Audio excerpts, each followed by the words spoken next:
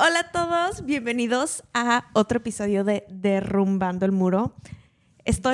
Hoy es un sabadito en la mañana, bueno no, ya es PM, ya es la 1 de la tarde y andamos con un cafecito. Y el día de hoy tenemos una invitada especial que se llama Nashali Rodriguez. Nashali Rodriguez. Y estoy demasiado emocionada porque hoy en la mañana, algo que me encanta antes de cada entrevista es como que hacer un refresh tipo de tu historia o como que ver what's out there, ¿sabes? Como me meto en mi papel de journalist y me pongo a hacer mi research. Y la verdad me ha encantado como que todo el valor que has agarrado para ir creciendo tu carrera. Me encantó escuchar un poquito que estabas en insurance y te decidiste mudar aquí a Los Ángeles para crecer tus sueños. Y he visto que you're going out there for your dreams, por tu arte, que has estado tipo business meetings. No importa si tienes que manejar de que hora y media en el tráfico, vas de que a ver tú en persona a crecer tu negocio. Y siento que una de las cosas más importantes es tu ser como que the driver of your own life. Entonces, estoy súper feliz para hoy platicar sobre todo tu historia. Y bueno, y nada más para que sepan, ahorita ella se va a introducir, pero ella es una puertorriqueña que creció en Boston, pero el episodio va a ser en inglés para todos aquellos que... Yo sé que muchos de nuestra audiencia no sé que también hablen el inglés, pero una de las cosas que he aprendido aquí es como que a también enamorarme de la cultura latina que crece aquí en Estados Unidos, porque al final del día sé lo difícil que se siente, esto ya se convirtió en mi podcast, pero sé lo difícil que se siente como que estar in between de dos culturas, ¿sabes? Muy Entonces, difícil. sí. Entonces, Nashali, bienvenida. Uy.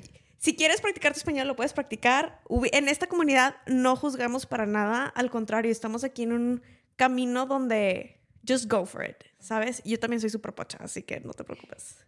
But it's going to be a Spanglish, mostly English podcast. Yes, super Spanglish.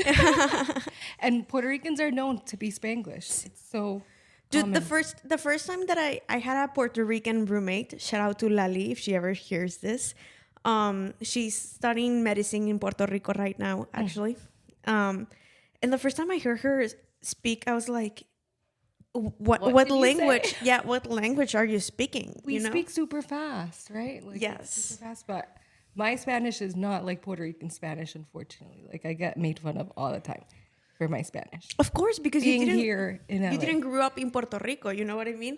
I've been here in LA for 9 years, and I seriously feel like some of my words that I don't use every day in Spanish are like in a file. Like, you know that episode in SpongeBob where like he's looking for a file, like, and everything is on fire in his mind? Like, that's me sometimes with my Spanish. And then that's sometimes with my English. Yes, there's so many different cultures here. And we speak to like Brazilians, Españoles, Argentinos, Colombianos. Qué risa.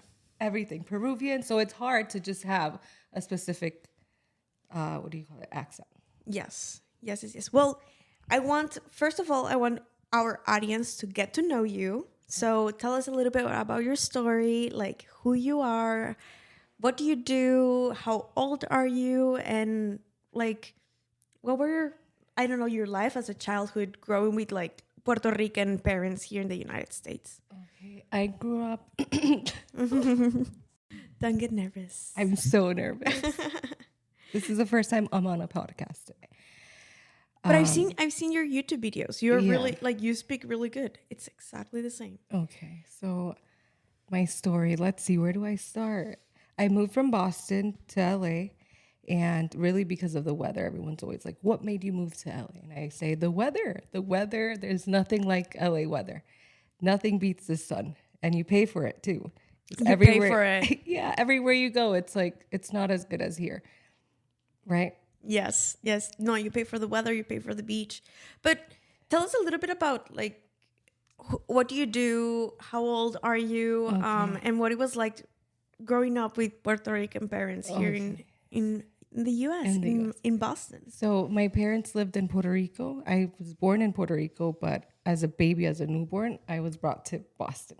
And then I grew up going to school there, and then I moved to California by myself, and I worked and worked and saved and worked and saved, and then I decided to do what I wanted to do with the brand. Did you went to college? I did in Boston. What did you study there? Philosophy. Philosophy. Yeah. Oh my God. Yes. Did you like it? I enjoyed taking classes because I enjoy learning, but I've never been like a traditional, like, you know. What's the life out of college for a philosophy major? Like, I'm seriously it's hard. asking it because I don't know what jobs you could apply. It's so hard, but I automatically I was in the insurance industry like my whole life, so very much sales. So growing up, I already knew how to do sales. Why? Like, was that your job like in high school or during college? Yes. Okay. Who recommended that job? I don't even remember how that started, but I grew up like working. Like I enjoyed working for fun. Because insurance is like door knocking. You know what I mean? Like I never had to door knock, but it was just all marketing. Yeah, like and cold calling, and emailing. putting yourself out there. Yeah. And I grew up like around really successful women that had, how do I explain it? They just got into the insurance business, and I saw how It changed their life. Yeah, they were like, it's all sales. Everything in the world is sales. So immediately I said, okay, what can I do with this? Why not sell my art? And it's all through word of mouth. Like, who do you know? What can you do to grow? And I started with my YouTube channel, but that's something that I've always loved to do, YouTube. And I never stopped, but there's a lot of pressure when it comes to being online. Oh my God, so much pressure. But going back a little bit, because I love tapping into like where the skills started to develop and like the story behind those skills. You know what I mean? So you started your insurance job in what, high school or college? High school. High school. Yeah. So how old were you? I was like 17. 17. And then I started in the mailroom. In the mailroom. And then they saw my potential, and I kept going. And it's corporate world. So I was like, how did I get into this in high school? And I didn't stop. And it brought me here. Like I literally came all the way here and continued doing that. But that's the crazy thing, because you realize that sales, it's all about skills that you can develop. Like if people see your potential and that you're not shy and you have people skills, like you just have to get yourself out there, and that's how you're going to grow. You know what I mean? Yes. You don't have to go to school for it. You don't have to you just have to the good thing about insurance is that you just have to focus on selling. Yes. You don't have to focus on growing the business. You don't have, well, yes, but like you don't have to focus on, I don't know. The whole aspect of a business is just selling. So it's basically mastering one skill. You know what I mean? Yeah, that's right. But with any business, like you have to learn everything, right? Yes. In order to understand the product and be able to sell the product. So I started in the mailroom. So I saw, okay, what is this? A non-renewal, a cancellation. And so then I got into customer service. I started understanding how to really treat people and make them feel good, or not say this so they don't feel uncomfortable and not yell at you over the phone. And then I started selling, and then that's a whole different topic. So I kind of got to understand a lot of it, but it's a lot. Ooh, would you like to tell us a little bit more about those skills that you learned like through insurance? Because I honestly have some friends that are doing that as well, like selling insurance while they are like building up their dreams on the side, or maybe like even a balance of both. Actually, like a friend back in Mexico, he's very successful in insurance. Yeah. So maybe there's someone out there that wants to learn a little bit about those skills. That way they can also like save money or something like that. Let's see. What can I say? When it comes to insurance, I don't know what to say about insurance now, because I don't know much about the industry now. It's been a couple of years. I see. Yeah. Well, what were the skills that you learned the most? Your time there. Sales, like learning people, how to talk to people, how to make people feel good.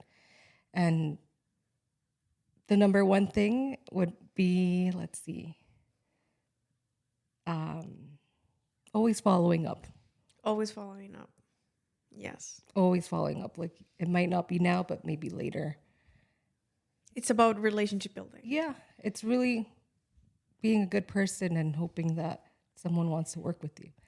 I don't think it's like there's no big like secret when it comes to sales, besides just genuinely being good and being honest. The more you do it, the more you understand it. Yes. I agree with that. Yeah. And then, so how much money did you know, like, to save? Mm-hmm. Okay, so you study philosophy and you were doing also insurance. Yes. While you were studying philosophy, what were your plans after college? Like, were you starting to think in the future, or? I've always been like a risk taker, so I could just know that no matter what, I'll be fine. Like, as long as I work hard and be strategic about what I do. So, what was the question? No. Like, what were you thinking? Your plans after college? After college, I was very much, I'm going to figure it out as I go. And I did. But it's still a long journey when it comes to entrepreneurship, because it's like, it usually takes 5 years in order for something to really take off. So it's a lot of... And people... gambling. And people also like tira la toalla. Yeah. Like easily. Like year 1, year 2, year 3. And they don't wait for like those 5 years, or like 10. Yes. I mean, it is hard. It's a huge marathon. It's so huge. Luckily, like, I have a sister and she started her business very young, and I saw her progress, and it doesn't happen overnight. So it does not. She's inspiring. Yes. What is your business about? My business? No, her business. Her business. So she has a spa. Oh. Yes, in Andover, Massachusetts. It's called Nourish Room. So she started as a massage therapist, and I kind of saw her way of like, practicing and then doing. Yes. And it takes a long time to really have a business take off. Especially because it's a lot of personal growth, and sometimes you bump yourself like into your own limits, and then you have to like untangle them, face them, outgrow them. And then finally, when you feel comfortable, it's all over again, like the same process. So it's never ending. It's never ending. So when did you start YouTube then? I started in high school, secretly. In high school, secretly. So what made you start YouTube? I just like talking. I'm a little shy here. I don't know why. But I genuinely like talking and just sharing like what I like and what I'm doing. So I think the reason you're a little bit shy here is because YouTube is something that's very like on your own, personal, like you're in your comfort zone. You're like on your daily routine, daily habits. So you get very like used to that. Yes. But then when you're in front of someone else creating content, it's like, oh, there's another energy being. It's like you're hopping into your realm. Yes. So I think I understand why. Like, for example, I think I started mostly my content creation process once I finally had a studio. Yeah. Because before I had roommates, and I was always shy of doing content in front of my roommates. Like so shy. Judgment. Yes. And I felt like I couldn't tap into my empowerment. Yes, and your true self. My true self, exactly, because there was always like another energy there. Yeah. So I empathize a lot with people that are trying to start their content creation with roommates or with other. I feel like if it's your family members, you're like, okay. Fuck it. Like, I don't care. You can judge me. Like, you've seen me on my best and on my worst. You know what I mean? But yeah. That reminds me of when I first started. My family was like, what are you doing? Home videos. And then they would mock me, but then they really enjoyed it. It was fun. So when you started on YouTube, like, what was your experience like? I started, okay. And what made you start YouTube? Okay, so with YouTube, I just like the routine aspect of it. And just making, now it's very much trending, like romanticizing your life. Mm-hmm. And my life at the time was very mundane, like school and then going home. So I just wanted something to do for fun that I really enjoyed to do, and that's what inspired me to do it. I feel like when you're in high school, you are, well, at least for me, like, you want to do YouTube, but you don't want your classmates to see your YouTube videos. I kept it a secret. I literally kept it a secret. And then my Instagram at the time, right? I think I deleted it and I started a new Instagram so that no one would find me. And then slowly classmates found it. How? And then I just didn't like follow anyone because I was trying to do it secretly. But then they found me, and then they started, like, I was tagging my YouTube channel. I was like, wait, no. But then I just kind of stopped caring, but I had to, like, start from scratch. So then all the subscribers that I got, it was literally from scratch because I didn't want to share it publicly to my classmates. But they followed. They ended up, like, seeing my stuff anyways, which is nice. But I was really shy. Especially because you have to see them every day. Yeah. Like, you cannot hide from them. So I completely understand. Yes. And tell us a little bit, like, how did you start growing, like, your content creator, like, side hustle? Did it start as a side hustle? Did you? It's always been a side hustle. When did you realize that maybe you can get, like, monetized? Monetized for it? Are you monetizing it? Are you not? Like, yeah. I think we're in the era of everything. Like a lot of people want to be content creators and actually monetize their content creation because they realize it's actually a job. It's not just looking pretty in front of the camera. Like, it's about growing an audience, growing a community. So what has been your journey like since you started from high school? Like, maybe you can tell us a little bit about the phases, like from high school, if you kept it consistent in college, or like, how was it? Okay, so I always did it as a hobby because I didn't ever want to end up hating it, because I saw YouTube from the very beginning before people started monetizing.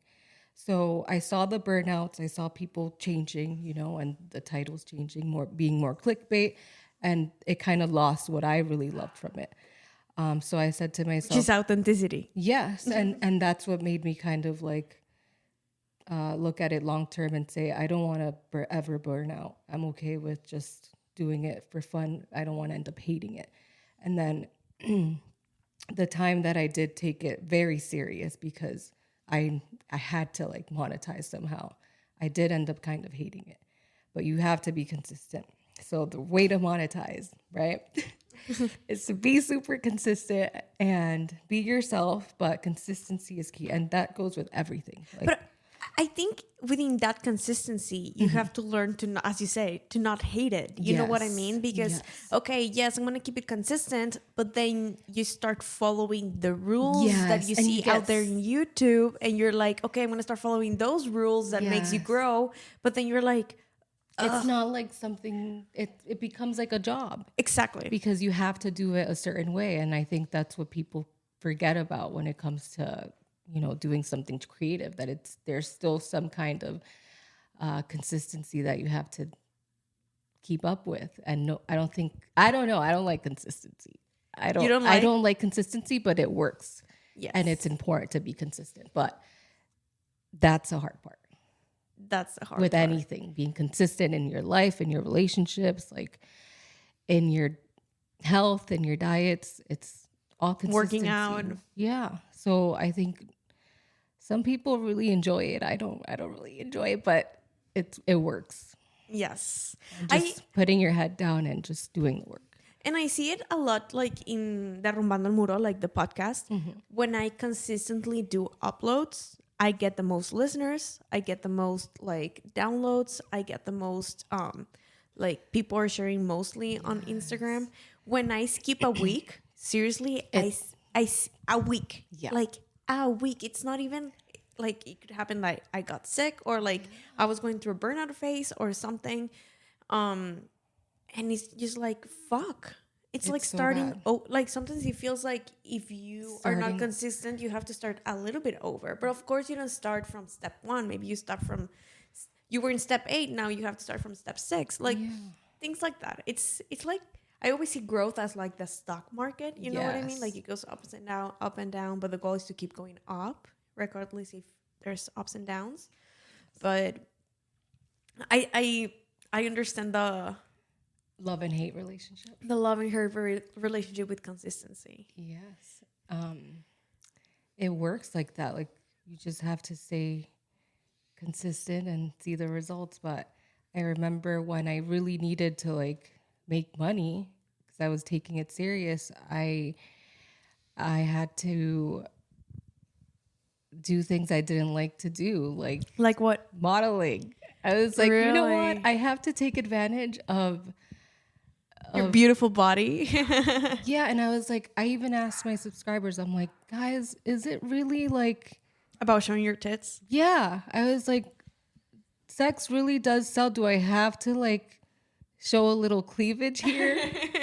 You know what? Like, and I didn't show cleavage, but like in that sense, but it's true. And I didn't want, and my subscriber said, no, Nash, stay true to yourself. But I had to model. I was posting like very consistently. And then I said, okay, I'm going to do Instagram a little bit because I genuinely enjoy dressing up. And I saw a lot of the questions on the comments would be like, where is this from? Where is that from?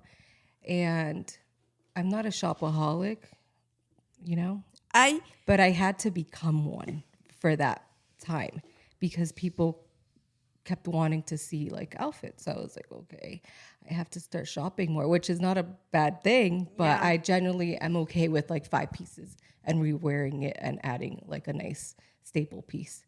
Yes. But I saw I had to like shop more and I was like, that's something I don't really like want to do right now. But it worked because people wanted to click and see, okay, how can I buy that? Like, what can I do? And then I worked with a big brand that was really a happy moment for me. I was like, did they find you or like were you looking? I kept tagging them, and then I started doing the I want to say cold calling to the brands, and I started like just pitching myself and figuring out, okay, how can I find more emails and just keep pitching, and then I started working with brands, and I was like, okay, this is how you make money. You have to work with brands.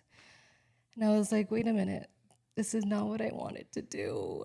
I was like, okay, this is nice getting packages and then wearing, but I was like, this is not what I wanted to do. I generally do like wearing clothes and like, you know, getting dressed up and sharing and helping others, but it wasn't my calling to like just be a brand whore. So. Yeah, because then you feel like you're an ad. Like not in a bad way, but you feel like you're constantly promoting like that maybe your content creation becomes part of like promoting, which is nice. Like, but then you realize that you don't want that to be your like the whole area of the whole purpose of your content creation. Yeah. Exactly. I feel also that you started in YouTube or you're starting social media in the era where like fashion influencers were the biggest ones. And it was all about the outfits and it was all about the outfit inspo and like, I don't know, like seeing different outfits. And now people are like surpassing that, you know what I mean? Like, yes, they follow fashion influencers, but they also follow like other people that have other purposes, that it's not just about image or like fashion. You know what I mean? Yeah. And I think TikTok really helped with that because a lot of people just started sharing their day-to-day, sharing their boring apartments and not the nice modern look. And people started to gravitate more towards authenticity, which was like nice comeback. Yes. But yes. In order to really make money on the internet, besides having followers, because I know people that had millions of followers on TikTok and their accounts got deleted, and because they weren't able to monetize, that's it, that's gone. You don't have anything there's nothing for it to show for your million followers because you never had an email campaign where you can grab all the emails, especially with YouTube. So it's important to do something with your audience instead of just, trying to reach 1 million subscribers or followers, because you can have 1 million followers, but you can be making nothing. So when I saw that early on and I started working with the brand, I said, okay, I need to create an email list. How do I do that? Starting a website and, going from there. But it's a long-term game. It's a lot of work, and having to promote yourself to people that you don't know can be scary, but it's nice because you don't have to be out there. No, it's like a combination where you're like, yay, I'm being myself. Yeah. I'm like doing my own show on my own terms. Yes. But then you are like, oh, fuck. Like this requires so much time. And I have to make money. You know, I have to pay rent. I like traveling. Yes. Like I don't want to be stuck. Exactly. So basically you applied all your sales skills from insurance and like start understanding what it's like to run an audience, like grow an audience. Yes. And I love that you're saying that, because I see so many people think that you cannot do that much with like just 100 subscribers. Exactly. And it's 2,000. Like, bro, like try gathering 100 people around, like in a room, Yes. And if you are truly being you, like since the beginning, and I know so many people hate the term like niche down, but like if you... I hated having to niche down. But if you live a life with clarity and purpose, the people are going to understand your clarity and your purpose, and they're going to assimilate or like relate to that. Yes. Yeah, and respect you for it because you're not selling yourself. But that's something that really bothered me, having to niche down, because everybody's like, how do I do that? I'm multifaceted. I love to do everything. Why do I?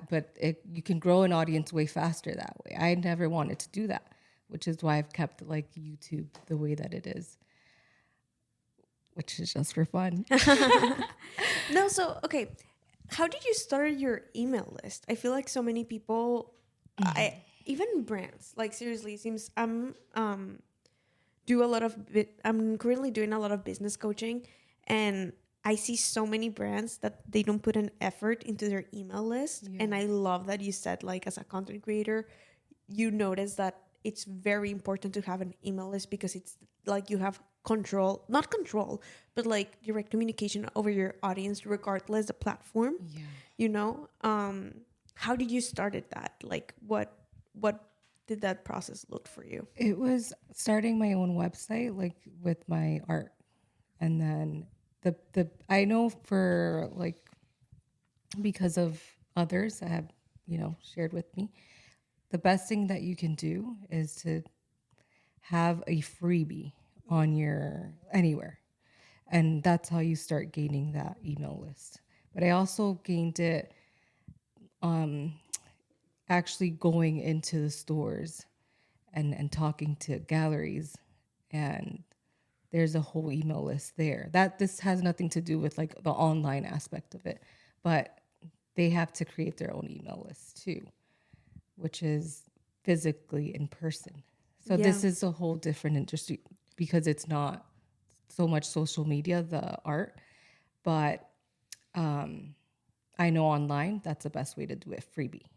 I see. Having a nice freebie, and then people want anything free.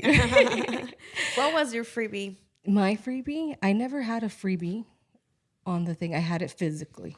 I see. Like, I know people in galleries, and I was able to grab some. Yeah. I know. I know. It was more in person. Like you were growing your email list in person. And I'm still like very much in person now, because and I think you were there when how we met. The summit. Yeah. Not this. Yeah. At League of Originals. At League of Originals. That's how we met. And I think it was one of the meetings online. The best, or maybe I had a personal meeting with one of the founders of another company. Yeah. If anyone knows, League of Originals is a platform to like help other entrepreneurs, and you get to meet different founders that are successful at what they've done. So I had a meeting, and one of the best things that I was advised to do was to go in person and sell your retail items in person and grow. That's how they grew. They just started marketing themselves out there, going into stores, asking, hey, would you like to feature my product? And then they took it online. So that's what I'm currently doing now. So it's a lot of driving. But that's a sales job too. Like, for Yeah. example, in my previous sales job, a lot of my business meetings were in San Diego. So I had to like drive all the way to San Diego. And of course, like hotel life is not that fancy when you're jumping from business meeting to business meeting sometimes. So I'd rather drive back. Yeah. My boyfriend had to do that. I'd rather drive back. So sometimes it was like 6-hour driving days. You know what I mean? But okay, something that I want to tap into is like, did you knew like, okay, you had like your content creation side hustle. And then my art. And then yes. Okay. So when did you start your art? Like when did that passion started? I've always painted like since I was a kid. Ooh. Right. Yeah. I never went to school to paint, but it's always something I've enjoyed doing. And when I saw that I'm selling this, Paul, I'm selling that, why not sell my own thing? You know, that's not just online selling my face or image, right? So I said, I want to do something that I truly enjoy doing. Why not monetize off this? But that's a whole long-term thing too. So that's how. So at how many did you start monetizing thanks to YouTube? Did you start monetizing thanks to TikTok or to Instagram? Like which platform was the one that you were monetizing? Both. So when I started, so with YouTube, once I got that Google AdSense check in my like mail, I was freaking out. I was like, "Oh my God, this is insane. This is what I wanted." How many YouTube subscribers do you need, or is it watch time? At the time, so it's changed and it's constantly changing, like the YouTube guidelines. And now, before it was easier. Now you have to reach like 3,000 subscribers, and then or 2,000, and then have a 300,000 watch time. Like it's different now. But back then, all you had to do was have a certain amount of subscribers. I think. I don't remember, but I think it was a lot easier then. And I was shocked. I'm like, okay, this is nice. Like I'm getting a check monthly. And if I post consistently, like you keep getting a check. And it's not about the amount of subscribers. It's like the watch time. And so you have to be interesting. If people are clicking out, then. So that's when I was like, okay, this is like, I don't want to start hating it this way. Yes. But that's not really where I started making money. When I started making money was on Instagram. When I started tagging the clothes. When I started posting consistently, like 3 times a day. Wow. I remember I had like a dorm room apartment in LA, and I was it didn't look like it. Nobody could see because I was embarrassed. But I had like a small kitchen, and I would go outside every day and to garage lot in Whole Foods in downtown and post pictures and get dressed in my car. And I just started doing that. And brands, I started pitching and I started working with them. And when I first got like $300 for a 30-second video, and it wasn't even to go on my account, I was like, what the hell? Like, okay, now I see why people keep doing this. Yes. I was like, $300 for something that took me 30 seconds to do. I didn't even have to edit. And that's when UGC started taking off.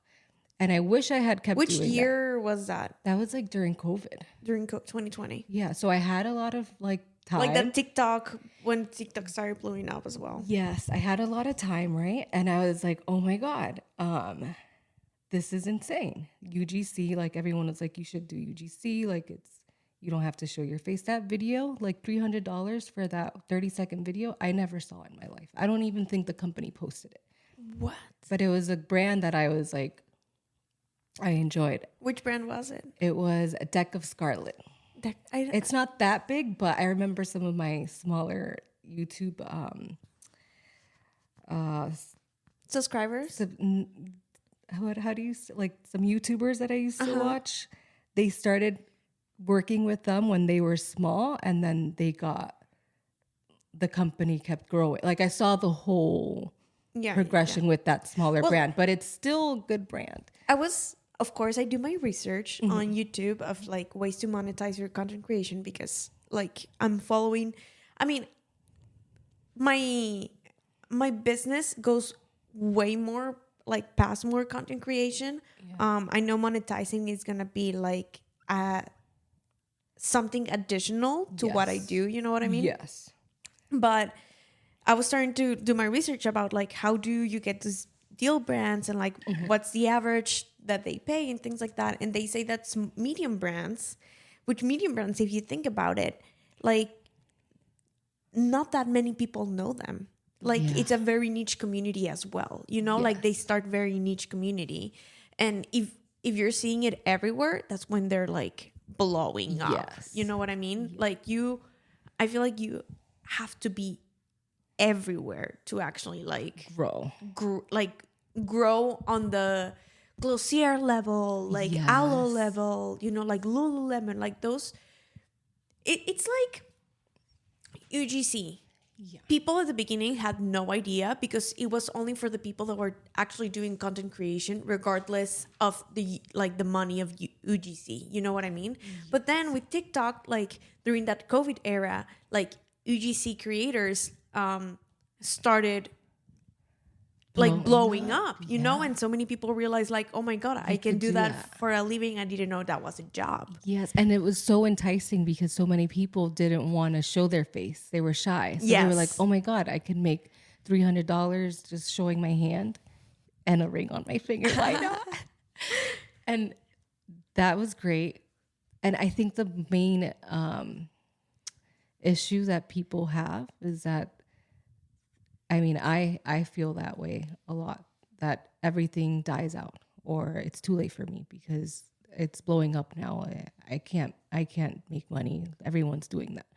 Everyone's doing YouTube. Everyone's starting their brand. Everybody. But look at the bread aisle. Like that's something that I always think about. But everyone has those fears that I can't do it because it's too saturated. I hate the word. And I hate it's like. Yeah, but it takes a lot. You just have to keep going.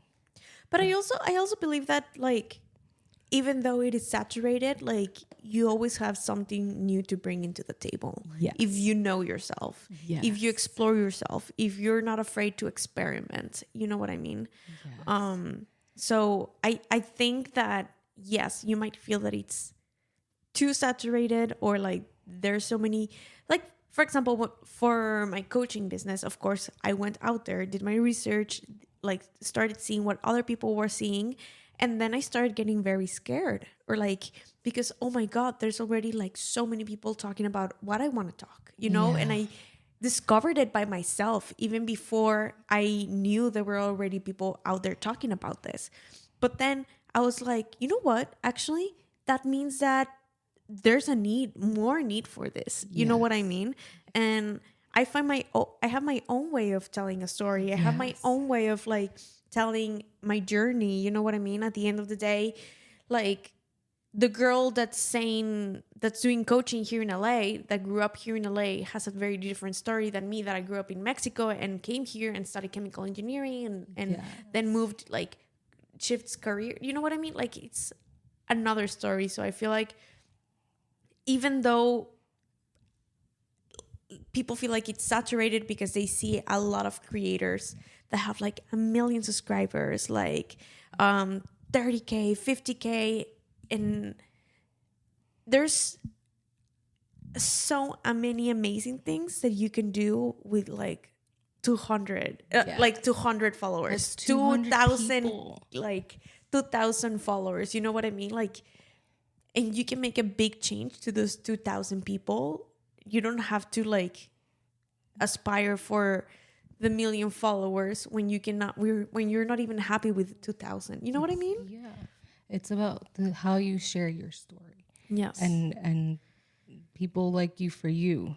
It's all about your connection and how you make people feel. And so that's why it still works, because someone else, like you said, might be a coach here in LA, but they don't have your story. So it's about how you make people feel. And I think that's with everything in life. So how can't did give up. How did you pitch yourself? Like, what would you say? What were your price terms? Like, with the brands? Yes. I had to do like what is that called? Like a book at the time, like a portfolio, like a brand kit. A brand kit at the time. I was like, ooh, this is a fun. personal like brand kit. It's Nashali. like a resume. And I had to put it's like a resume for real. I had to make it. It was so fun. It was creative. Yeah, you can make it your style. I'm like, this is work. I was like, I'm doing this. We gotta get serious now, because I was just posting. And so I put in my rate, and I had to put in the, what is it called? The analytics when it comes who's watching, demographic, all of it, all in one little, How many followers did you have at that time? Not asking because followers are important, but for our audience to understand that you don't need a lot. I only had, I think maybe I was still like at 1,000 or something. I love that. Yeah. I fucking love that, because so many people wait to like, until I have 30K. And it's like, no. Yeah. Like, you don't have to wait until 30K. You know what I mean? I remember like having to take it. This is where it got serious. I was like, oh my God, I really am a freaking image. Like, I'm just an image. Because I had to show like the first 6 pages, the first 6 photos on your Instagram, they have to be, easily, people can see who you are in those first 6 pages. And so every post that you post, it has to make sense, because if the 6 pictures don't have anything to say about you, then what brands would want to work with you? And your title for your videos, they have to make sense. And it's like a website. I was just like, oh, it's getting too serious, but I'm making money. It's a job. Yeah. And then the bio, like, it has to make sense too. People need to know right away who you are, what you do, what you have to offer. And it was just a lot. And so that's what made me step into art more. I was like, I don't want to do that. I don't want to be just the, following other people's rules on how they want you to grow. Yeah. And that's what made me want to create my own brand. And that's a long story. No. I mean, that's what we're doing here, sharing our long stories. Yes. And our purpose. Exactly. Our purpose, because that's what I noticed. The small details are the ones that count, because growth is in the small details, not in the big steps. The big steps are the result of all the small.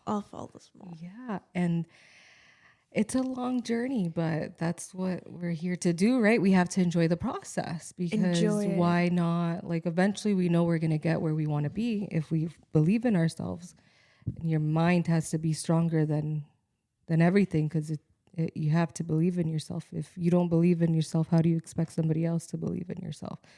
So having to take a step back and say, okay, how do I stay true to myself? What can I do to help others, really? Because that was the main purpose of my YouTube channel, to like be myself and know that no matter what you want to do in life, you're capable of doing it. When I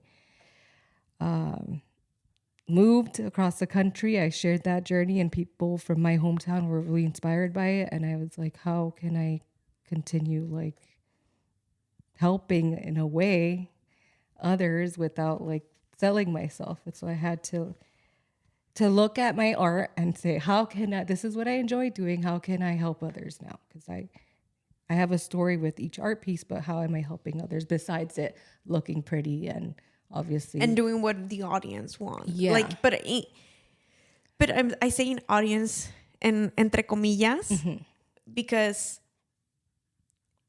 it's like, how are you gonna stay true to yourself? You're always doing doing what people are constantly asking you to do. Yes. You know what I mean? And then switching it up when a new trend comes. Exactly. And of course, like that works for some people.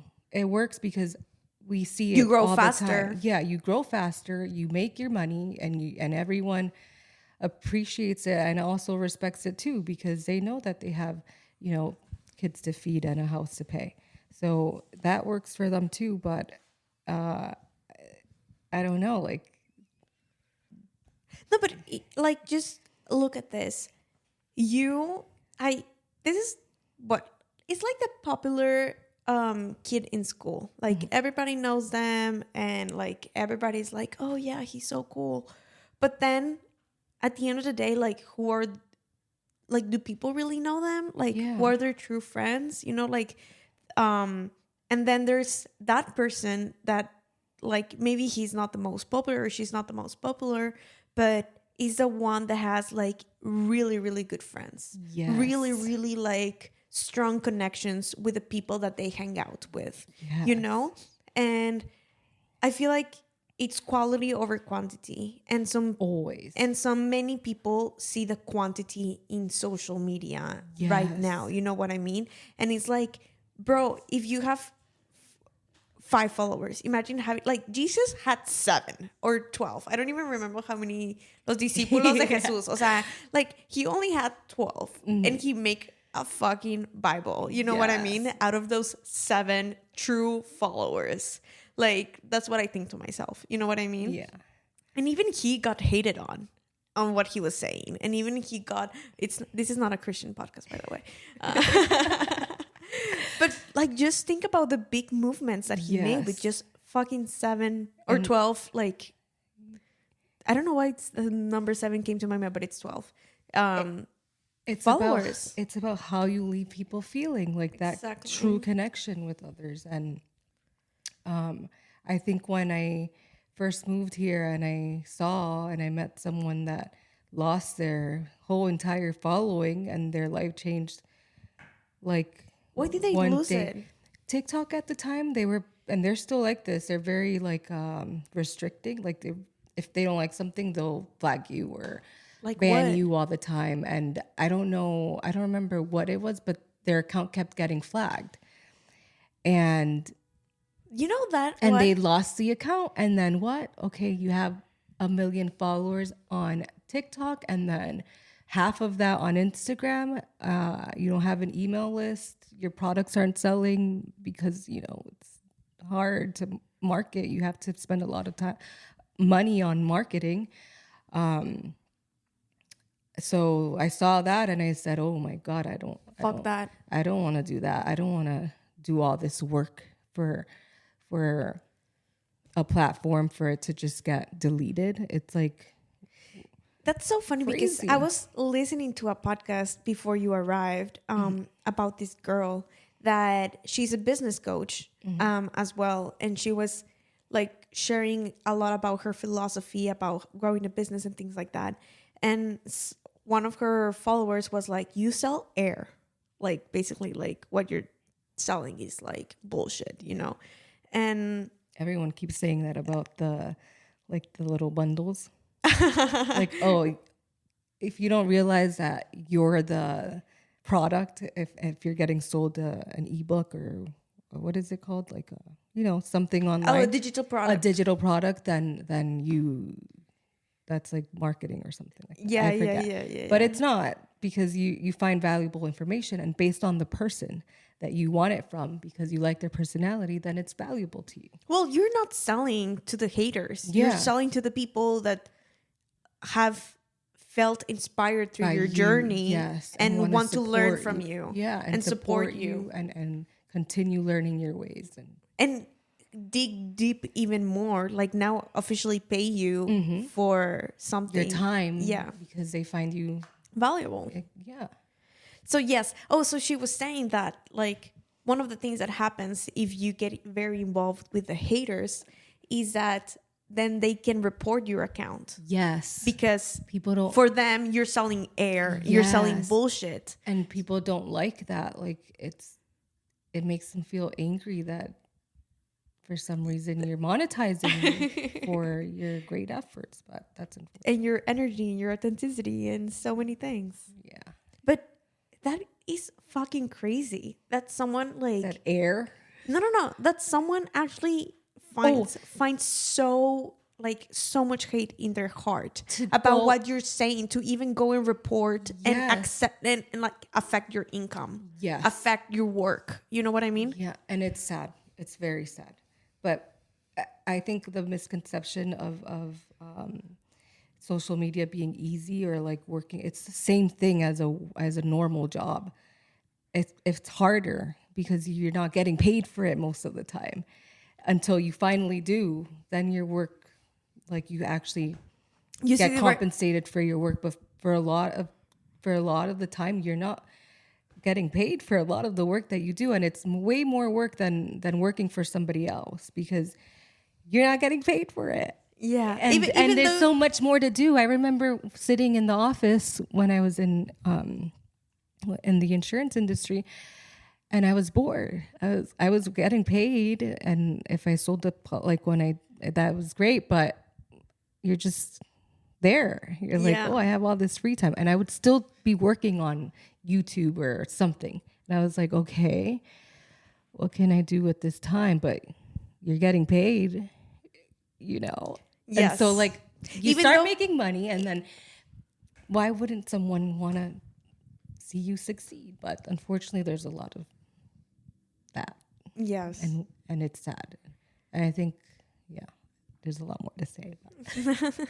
No, but I find it amazing that you said like so many people from my hometown felt inspired by my like journey across the country, because again, so many people are afraid to share themselves because they feel like nobody's going to see them, or that they're not going to receive that validation, or they're just not going to receive that fast growth that so many people like, you know, those Instagram posts, which are amazing, are inspiring. Like, I'm not hating on them, but it's like, I grew my account in 1 month from 10K to 30K, like just by doing these 3 easy steps.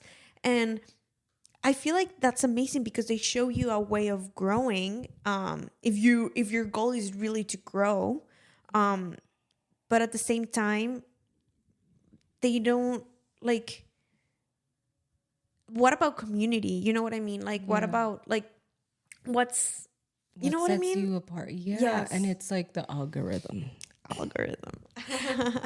Scary. Like every time I think of the algorithm, I get a little nervous because it's like the algorithm, like that's what people follow. That's how they get to that in a way, because they know I don't know, but you know what I'm saying when it comes to the algorithm. Like they're posting based on what's gonna quickly grab somebody's attention in the smartest way. It's the smartest way to grow. If you want to grow, that's the smartest way to do it. But I don't feel like following rules. Yeah, I never like following the rules. No, I just think like this is my way that I have to switch my mentality to not hate Instagram or to not hate on TikTok, because honestly, it is a great platform to grow and to show your audience. For me, I have discovered that my favorite platform is YouTube, the same as you. It just feels so liberating. Yes. Like people are genuine there. Yes. Like they're willing to sit through an hour-long video and listen to you. They really like you. Yes. And I'm an addict. I'm still an addict. Like I love watching YouTube videos. I love watching YouTube videos. I love everybody on YouTube. Like I can sit and watch for hours. It's your own show. And hours and hours. Yes. It's addicting. Since high school, like actually since before high school, when I had a little the iPods. Yeah. I would just sit and watch, and my family was like, "What are you doing?" I was like, "Aquí mirando video." They're like, "¿Qué?" I'm like, "Sí, videos."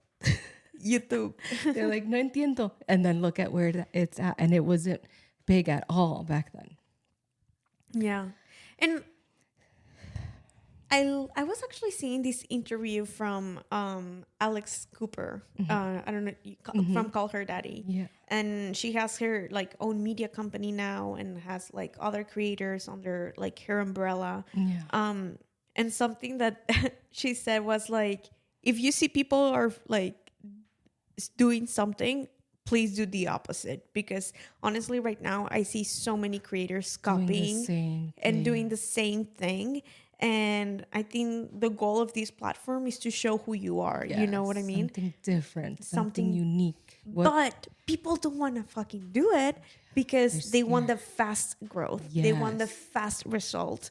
Yes. And like they want to see the results of call her daddy in a year. Yeah. You know what I mean? And it's like, bro, she has been in this, like doing that for like 10 years. Yes. You know what I mean? It like, didn't just happen overnight. Exactly.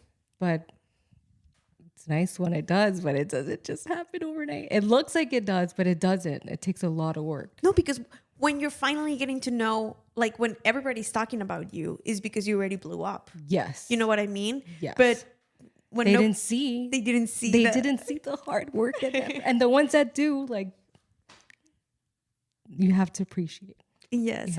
I got my first dislike in YouTube. Oh my God. I thought that was so funny. I remember when I got mine, I was like, why? And then they kept on. Well, I don't know who they were, but I kept getting one. Oh my God. So it was that same hater, like, I assume, right? But how did you feel? It sucked, right? No, I actually find it very funny. Yeah. Like who would watch and dislike? Like actually take the time to dislike. I have never have you ever disliked a video? No. Me neither. Like, never. Why would you dislike a video? Never in my life. That's insane. But at the same time, I've never have posted. Well, maybe I have posted not a hate comment towards the account, but towards the conversation. Okay, yeah, that's, you know what I mean? That's conversation. Yeah, that's conversation. And it was not a hate, it was an opinion. Exactly. Yeah. And not in a hateful way. But I rarely do that. Like, I just move on. You know what I mean? Like gossip.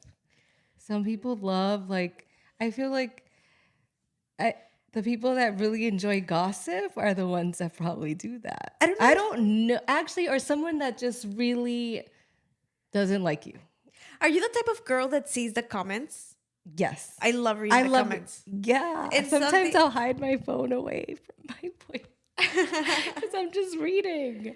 But he doesn't care. But I'm like, I really am a weirdo. But I do that with Yelp too. Like, I love reading all the comments and reviews on the Yelp because I'm a foodie. Yes. I do that, but in Google review. And something that I even see is that people also hate on the comments. You know what I mean? Like a comment. Someone will comment something and suddenly that comment like becomes the thread of the video. You know what I mean? Like, it's no longer about the video itself. They're arguing. It's about the argument that's going on the comments. And that works too for like marketing. Yeah. Starting a controversial topic and then having people fight over it in the comments, and then you get more engagement. That's another thing, engagement. I think at the beginning I was very naive, thinking that everything on the internet was people being authentic. But and then I start understanding what people are following rules to grow. People are willing to do whatever it takes. For example, it's very different seeing like a creator doing their own skits. Yeah. You know what I mean? But then you realize that there are creators that just follow trends. Yes. And that's why they blew up. Yes. And then there's creators that like make skits on the street that look real. Yes. Like, oh my God. I have so much to say about that. Tell me. So the first time I moved here, right? I not the first time, but the first years of being here, I meet a YouTube couple and they want to collaborate. And that's when I knew, that's when I learned. I'm like, yeah, people are willing to do whatever it takes to grow. But I respect that. I respect the hustle. But what were they just like fake stunts and things like that. And I had to make a decision and say, I do want to grow my YouTube channel, but I'm not willing to do that. They're blew up. They're good now with their audience, but I don't care about the fame in that sense. Yeah. So I was like, well, this is the reality of it. People are really willing to do anything for views and because it's money. It's the same thing that it's the same thing that so many people are willing to do, like step over people over fame. Yeah. I've seen that a lot here. And I think that a lot of people outside of the state, don't really see like what people are willing to do in California. And I think it's like any other state when it comes to work ethic, right? But because there's so many opportunity here, and people want the fast route, like people are willing to do whatever it takes. Well, they want the fast route because it's fucking expensive to live here. That's why I say, I respect the hustle. I respect whatever you have to do, but I'm not willing to do that. To lie and like pretend that I'm doing something that I like. No. Honestly, when it comes to like the whole Instagram and YouTube, I've always wanted to keep it like for me, because I generally want to say and look back at my story, my own story, and be able to share it with my kids when I'm older. Not for the fame or anything like that. So when I moved here, that's why I always say, why everyone's like, why did you move to California? I always say the weather. I genuinely always wanted to live in California. And yes, if my YouTube took off and whatnot, that'd be great. But it's not like, I don't want to hate it ever. So I'm taking the time with it.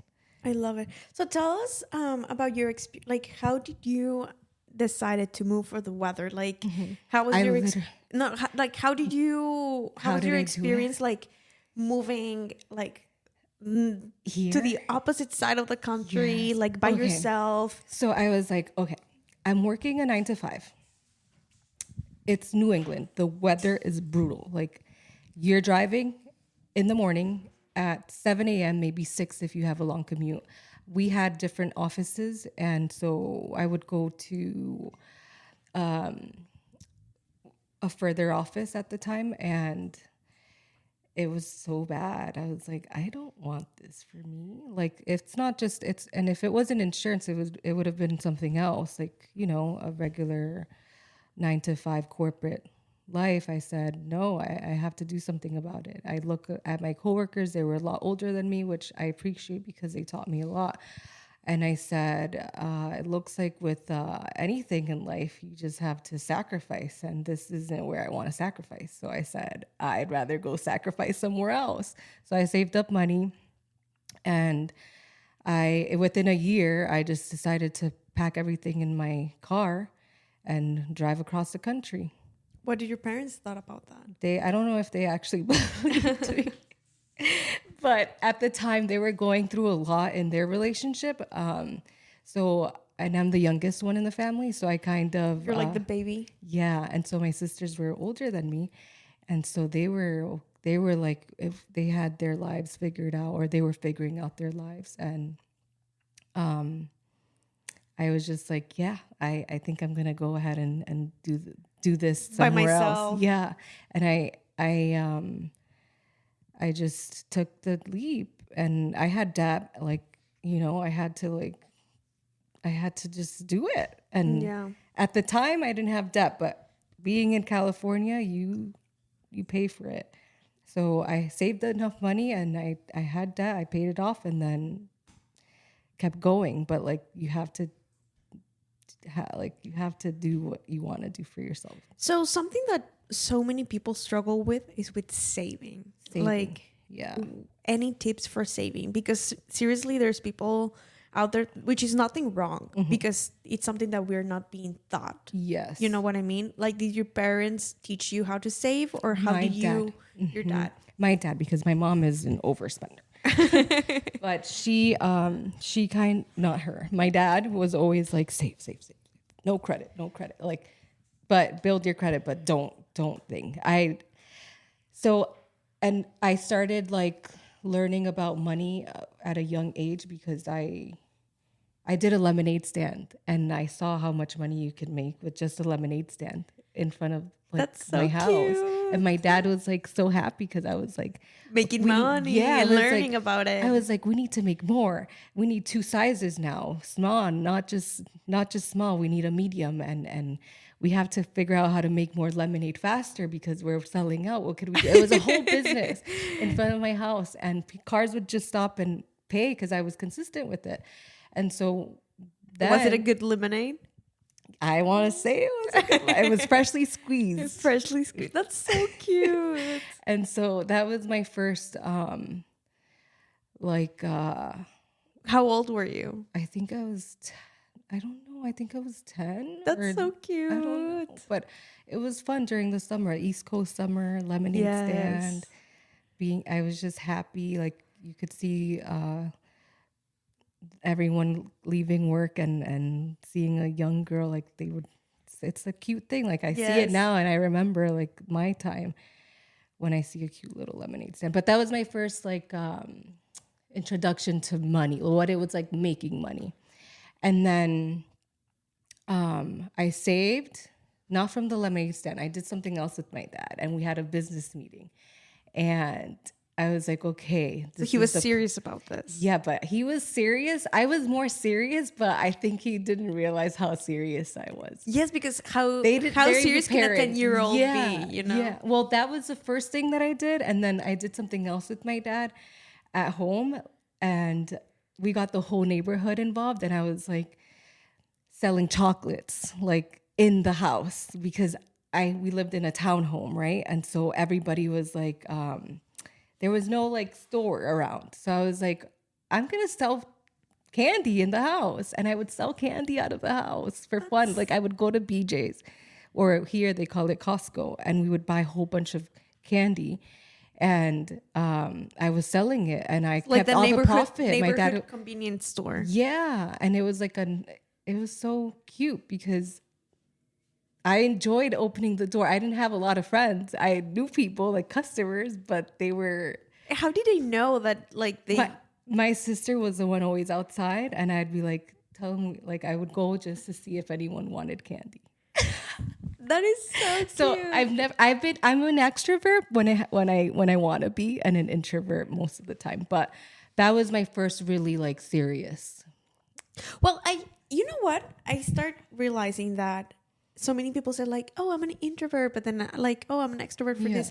I think it's like, you just know where to put your energy. Yes. You know what I mean? Like, you know, this is worth it. And then when I mean, energy is just like, if it's being used, it's valuable. No. Like, you cannot have 100% all the time. Yeah. So it's your mood. It depends on how you're feeling. Exactly. And if you find something that you're passionate about, of course, like it's so easy to be an extrovert and talk about it. You know what I mean?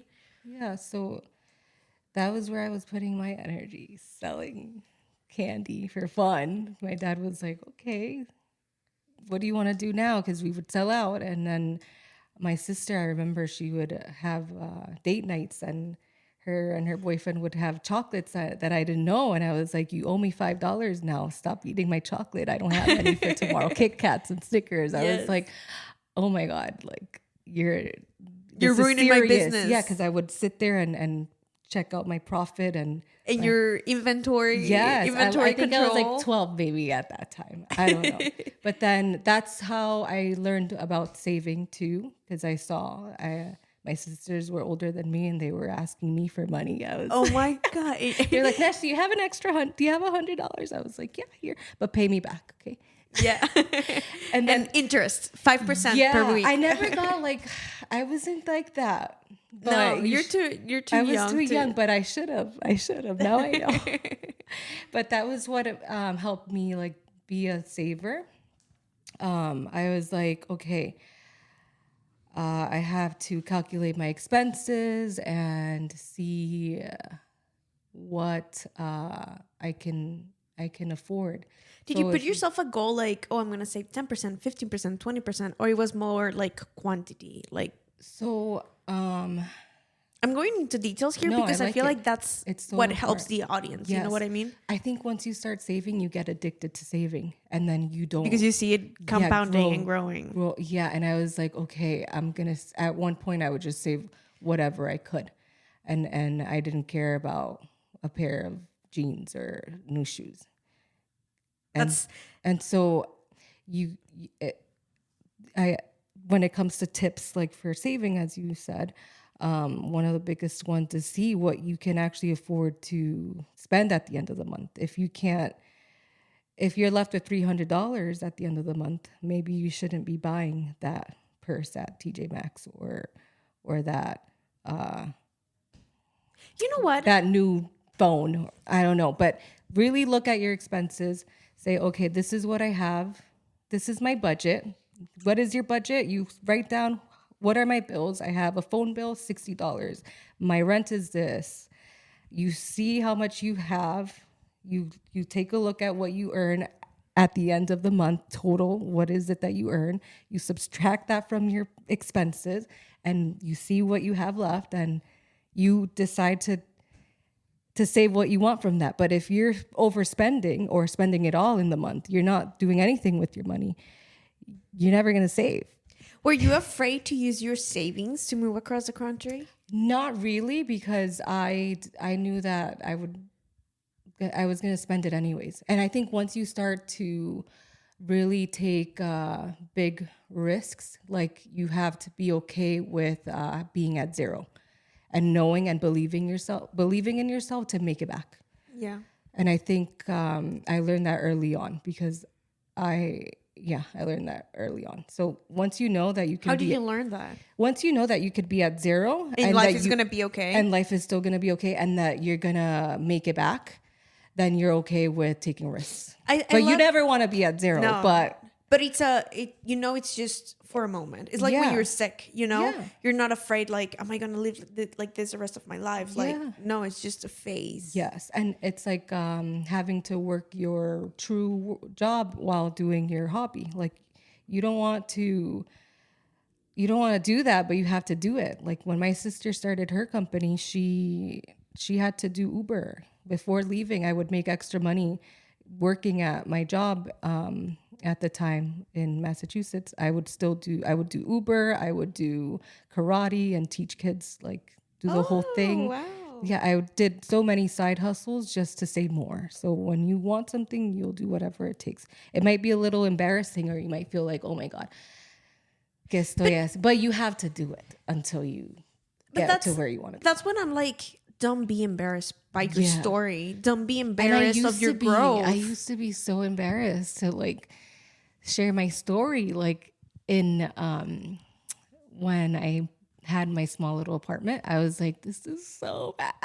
Yes. I was like, ew, nobody's gonna want to see. I remember my friend, she was like who's gonna aspire to that life? Yeah. I was like, oh my God, look at where I'm. And I showed my parents, they were like, oh, you smell like, what are you like? I'm like, I'm okay. Dude, my mom cried once when she saw one of my first apartments. She was like, I cannot believe you're living in this situation. Like, I didn't raise you to come and like live like that. Yeah. And for me, I was like, Mom, you have to understand that sometimes that's part of the growth. Yeah. You know what I mean? Like, it's just temporarily. I couldn't afford a bigger apartment at the time. Yeah. And it's like, you shouldn't be embarrassed. No. You should own up to it. And I wish that I did like actually share that, because I don't think I have videos of the apartment. I made a lot of videos in that apartment, but I would only show parts of that apartment. Small bits and pieces of that apartment. Of course, and I remember, because that's the aesthetic Instagram perfect life. And that's what people don't see when they come here when they see California. They think, okay, everyone just goes there and makes it. No, people are still working hard every day towards their dreams. Even like people with 1 million subscribers, like, or followers, they're still like, they're not like, there is no there yet. Yeah. Oh, I'm good there. I'm there. Like, there is none of that. Like, you come here and people are working hard. They might have a Range Rover or a Tesla, but they're Ubering, Yeah. It's not what people make it out to be like when they go outside of California. Because everyone in the other states, when I visit, I'm like, yeah, California is crazy. Every time I leave the state, I'm like, yeah, there's no place like California. There's like, no people place want like to be here, but like, no, you could actually, there's so much more money outside of California as well. It's ordinary, but it's not like people are willing to like sacrifice here. Yes. Just to be here. Yes. And in other states, I feel like it's very much traditional. Yes. And it's traditional here, like Orange County and all the other surrounding places. LA, I mean. But 10x the price. LA. Yeah. Well, that's what's crazy. Like, that's why part of my mission is just as the same as yours, is to stay true to myself. And by staying true to yourself is showing the phase that you are in life. Yes. Showing the struggle, showing the burnout, showing the bursts of creativity that you have. You know what I mean? Because then you see like other creators that are like, how can they maintain this perfect, like life. Amazing life? Like, is it just me that I'm just fucking suck? You know what I mean? Or like is it just me that I cannot make it? And that's when I start following other people that like show that path of like authenticity. And I understand why maybe not that many people find them that fast as others that have millions of followers.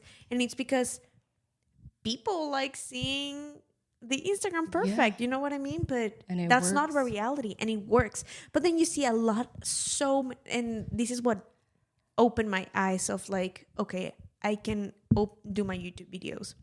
Because I see so many lives here in LA that show that Instagram perfect life, and then like a millionaire life. And then I see that they barely hit, like, it's kind of like the Carrie Bradshaws. You know what I mean? That they're, at the end of the day, at the bank account, they have $700. Yes. But and I think that's a lot for that. That's like a lot of people here. But they're in every club. They're in every restaurant. Yes. They're like buying new shoes. And that's the thing. Like, that's okay. But people outside of LA or elsewhere, they're going to think that you're a millionaire. Good. But it's really not. I just decided to spend a little extra this week on my dinner, you know, with my girlfriends. But because it is that restaurant in Beverly Hills, and everybody outside of California thinks that Beverly Hills is Beverly Hills, they're going to be like, oh my God, she's rich. But it's not. It's about, we have our advantages living here, which is why we have the sacrifices that we have to do in order to stay here. Yes. So how was it always looks perfect on. So how was your experience your first year here in LA? Like, did you find a job immediately, or like what was your journey? Okay, so and how was life moving to LA? Okay, so I lived in a Airbnb for the first month. And I didn't have the job lined up before coming here. I decided... But you had savings. I had savings, and I decided, okay, it's either this... I didn't even have like the idea of going back home. I never had it in my head. I said, I'm going to figure it out. I don't want to go back home. I hate the weather and slipping and sliding in the mornings. Snow. Yeah, accidents and whatnot, and just freezing and waking up in the morning when it was too cold. So I was like, I had no idea of like going back. So I immediately said, okay, Airbnb till I get a job, till I get an apartment, and then get the apartment, work, and still do my YouTube because it's what brings me joy, and do it until I can. And that's what I did. So I found a job in what I was already doing, and in insurance. Yeah. And what was it? It took like the whole month to get, though. Of course. I was like, oh my God, I don't have a job. I'm running out. But I wasn't running out yet. But it's like that. Like, you have to take the risk. Yeah. And so, but getting the apartment, I had to fake what is that called when they pay stubs? Money orders? No, pay stubs. What is that? It's like they need to see your. Oh yeah. Because I had when you're looking for an apartment, they want to see your income. Yeah, I had to fake that because I needed to show that I could afford to be here, and so I did it. I was like, because since I stopped during the first last month of what was it? Of my. Those are the little challenges that and you I don't know how I did into. that. I was like, I just figured it out. But I was like, I need an apartment. I don't want to be living in the Airbnb. And it wasn't just an Airbnb. It was a trailer Airbnb, which I didn't know until I got to LA. I was like, this is a trailer home? Dude, I'm living in a trailer home. this is like your check to reality to LA. Like immediately, like what the fuck? Yeah, I was like, oh my God, I was not expecting this. How long do I have to smell shit because of the, Yeah. it's a trailer home. So And I which, literally, which part of LA was it? oh my God, that's another story. It was Monrovia. What the fuck? That's is not that? LA. That's not LA. No, it was the suburbs. I was in a suburb. I was like, this is not what I moved here for. Yeah. And I thought I did my research, but LA looks big and people will lie to get, their Airbnbs, booked. So I was like, oh my God, I'm not in LA. This is far. But I didn't realize how big of a difference it was because I got used to it. And I think I'm really glad that it happened that way because it didn't affect me. They say LA changes you and because I was in the suburbs, I was like taking it easy and just going to work, having a mundane life. So I was like, okay, I'm not really in LA. How do I move to LA? But I ended up getting a place there in that same town because I really liked the town. Monrovia. So Trader Joe's, you see, if you look at every product on Trader Joe's, they come from Monrovia because the factories, they're the manufacturer there. Oh, really? So I was happy about that. I'm like, Trader Joe's. But if you look at if you look at any Trader Joe's product, it'll say Monrovia. So how long did you stay there? I think it was like 2 years. 2 years. Wow. Yeah, like and would you like like a year or two. What were you doing like I didn't have friends. I barely made friends. It was so hard. And that's another thing. Dude, I went to college where they say that it's easy to make friends. And for a full year, it was so fucking hard. It's so hard. Especially studying chemical engineering. Like, the people that you constantly, like, talk to are engineers. Yeah. Which... Very quiet. Not very quiet. Like, at the opposite. They have amazing personalities. Mm-hmm. But, like, sometimes you feel like you don't, well, I felt like I didn't completely fit into their club. Yes. You know what I mean? Especially because like I found a study group and then they stopped like inviting me to the study group. On purpose? On purpose. That's so mean. And as a like nice, kind person, I was like, hey, like when are you guys joining? And like they would ghost me and sometimes they will respond to me. See, I have no idea. Like it's just, I think I was just not smart enough for them. That's you know what I mean? Yeah. So that's really and then like they missed out. It was weird. It was weird because then you see like the business majors or other majors that they have like their cool club of like oh yeah, we study business and they will meet like so cool people like entre comillas. And I don't know how to say entre comillas in English. Cool. But no, it doesn't hit the same. No, it doesn't hit the same. Quote unquote. I don't know. And then I just didn't fit that box too. You know what I mean? Yeah. So it was. That's how I felt like in school, like in a lot of my high school years. So, because I was never part of any group. Like, you know how there's the popular kids, like you were saying earlier. But they wanted to hang out with me. So the popular kids would want to hang out with me. And then I was always like with the quote unquote nerds because I like talking about something with substance and not gossiping. But I like getting, for example, me, I like getting good grades. Yeah.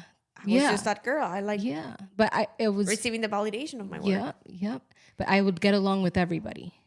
And there were times where I would sit alone at the lunch table or I would sit with the popular kids and then one day and then go to the nerdy and then they would always wonder like, what is she doing? But I would always like talking to everyone, but I was okay with being alone. That's why I was okay with not having friends when I first moved here because I've always been alone. I graduated high school in 3 years because I didn't care to be there. Yeah. And everyone was like, where did she go? But I really enjoyed just like, I love being by myself.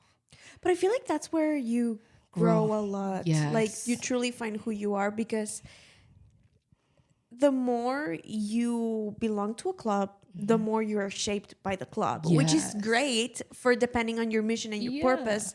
But at the same time, like, I feel like you also have to have your own club, like your solo club, you know, your authentic club, where you also like just listen to yourself and experiment with yourself and like kind of don't follow your own, never make your own rules, you know what I mean, or your own philosophies, or which at the end of the day, like, we are not all that different. Like, we're human. Everybody wants love, same thing.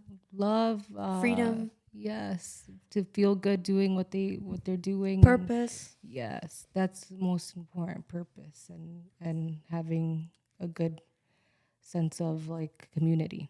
So and how that's was hard to find when you move here. Oh my God, so because hard. Everyone's searching for that, and then the drive, the commute, you know to what? meet people and to go to the different clubs.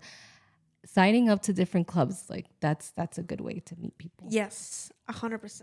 But then you have to be consistent with the clubs, because if you just show up once, people are like, consistency. The truth is, people don't give a fuck about you. No, like they and don't. we learn that harder with we see that so much more now as business owners. Yes. People don't care. People don't Which give a is fuck about fine, you, because everyone should worry about themselves. But at the end of the day, it sucks to realize that nobody really cares. Yeah. But I think I learned that early on in high school. Yes. But it sucks. But that's why it's good to be consistent. That way they, like, for example, League of Originals. Like, I remember the first times that I show up, like, I felt like I barely did some networking. You know what I mean? Because and that's how we met, by the way. Yeah. Because people were like talking to the people that they already met, that they already knew, and that they were like maybe with a bigger company or like an influencer or whatever. And when you're just starting, you're no one. Yeah. Like, that's the reality. You're no one to no one. And nobody cares about nobody cares about you. But when you start no one's looking for you. But when you start being consistent, they actually get to know you. Yes. And then they like you or they love you because of who you are, not because of your value, your company, your followers, your whatever. Which I think that's a way greater bond. Because regardless if you have a company or regardless if you have followers, the loyalty or the connection or the relationship is there. It's strong. And if you start growing whatever you're growing, that's just like, that is just going to multiply. You know what I mean? Yes. So yes, it's important to be consistent in any club or community that you join. Yes. It goes with everything. Consistency. That's going to be the name of the podcast. The importance of consistency. So, what were your first 2 years here? Like, what were you doing in Monrovia? Monrovia. Yeah. So, like I said, I was just working a regular 9 to 5 and content creating. And then during COVID, that's when everything changed. Like, I was like, what am I going to do here? A lot of my friends that I did meet ended up moving back home and like never coming back. Most of my friends too. Yeah. Like, it felt like starting over. Yeah. People really, I don't want to say gave up, but they had to make sacrifices and go back home. And I don't want to say gave up. I said gave up, but they had to do it elsewhere when they'd rather be here. But it got really tough and people had to leave. I think I have noticed that it's not about giving up. Is that they teach us to go the safest route. Yes. And the safest route is the one where you save money. It's the one where you don't take risks. Yes. It's the one where, but that works too. Like saving, going back home. Because if I, not that I would change anything, but if I would have known that I could do, and I knew that based on like watching the YouTube videos, like obsessively. I'm on that boat too. You could do YouTube videos anywhere, which is the nicest thing about content creating, that you can take it with you wherever. And if you grow a platform big enough, you can sell any product or whatever. But like being okay with doing the content creation and fulfilling your dreams in your hometown. That's okay too. You don't have to move to LA. A lot of people thought that you had to move to LA to do things or to a big city.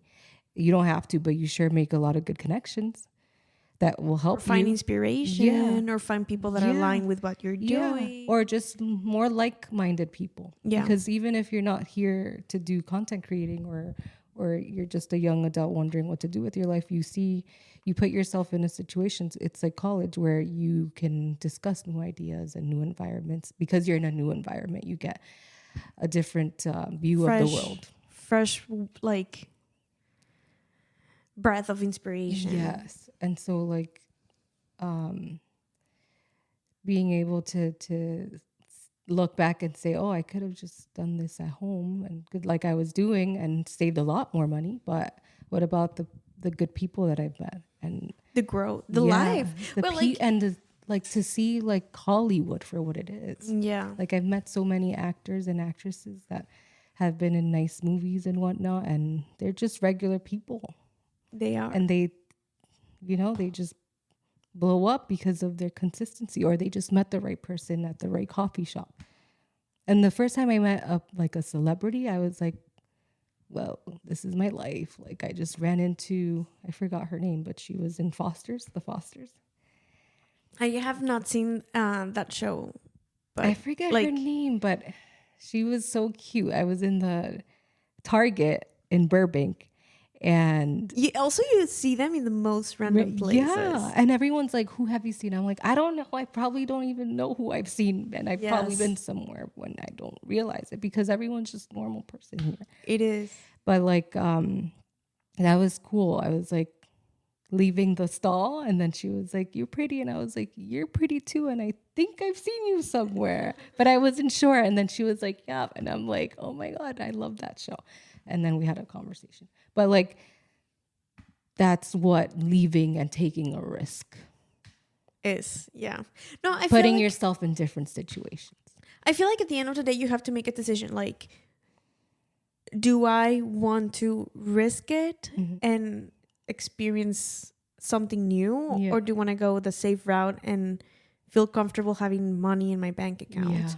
But at the same time, like, let's just remember that this life, it's not all about money. Yeah. And materialistic. Like, for example, I had one of the podcast episodes is this girl that she works in a retirement home. And for me, it was just so mind-blowing and eye-opening that at the end of the day, they all sell their houses. You know what I mean? To go to a retirement home. Of course, that retirement home that she works is a very expensive one. Oh my God. Like, very luxurious one. Like, they get to go to the Getty and like, oh my God, Chaps and things like that. But like, you work your whole life to have like this, maybe, I don't know, big house or mansion, or like just to afford a small home here in California. But at the end of the day, like, at some point you're going to have to sell it. You know what I mean? Yeah. And it's a home. It's just a home. Yeah. Yes, you gotta have equity and blah, blah, blah, but then you have to deal with like all the expenses and the responsibility of having a home. But that's why a lot of people end up just renting here. Yeah. And it's normal for like a family to just be renting a home because it's cheaper and less responsibility. Less of a headache. But you go to the East Coast where everything's like, what college did you go to and what do you do for work? Are you a doctor? Well, that's very Latin America too. Like in Mexico, it is very like that. Yeah. That's why I study chemical engineering. It's everywhere, right? But like here, it's normal to like be an actor and just be making it. Yeah, and it's like, okay. And then, oh, I have a kid. Like I'm married and I have a child and I'm still going for my dreams. And that's normal, but you get really criticized back home or anywhere like else, I feel. So do you still have your full-time job? No. Now so I'm just focused on like really trying to make this happen. So talk to us about your art. I feel like we have not dig deep into that topic. We have dig deep into like your content creation, YouTube. You're still monetizing. That's always like up and down, up and down, up and down. But with my art, so I sell my art. And But you say you started painting since you were a kid. yes, but now I really took it serious where it's When did you start taking it seriously? And like what made you take it seriously? someone saying, I want this, like, I want to buy this piece. I was like, how much should I sell it for? And then putting a price on it and selling it. How did you... I was like, wait a minute. I feel like pricing is something that people... It's personal. It's a big topic. Yeah. You know, like... It depends on your clientele, your audience. You have to know who you're selling to. Sell to the rich. That's the best advice I could give to anyone. Yes. Like, not in a bad sense, but like, unless you have a manufacturer from China that can do like... Yes, 10 cents a piece or something. Exactly. Like, then yes, because your profits are going to be big. But if you're trying to sell to your friends... No. I mean, you can, but they're not going to want to pay the price. Exactly. Especially because they don't know you as the artist. Yeah. Well, someone I see like be like, oh my God. No, it's So were you just creating it and someone saw it like online or in person? Or tell us a little bit about that I was story. just creating, and then I started like posting more about it, and people started wanting like the pieces. I was like, I'm going to put a decent number on this. And then I kept selling them. And then I was like, okay.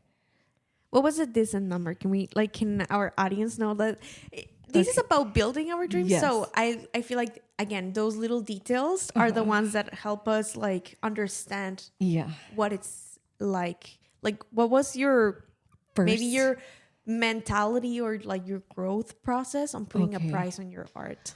Okay, because of my younger years with the lemonade stand and like, the chocolate business. Yeah, and seeing like a lemonade. I remember putting a price on the lemonade cups, like $1 and then $2. You know, back then they could have gone for like 50 cents or 75, but I wanted that extra penny.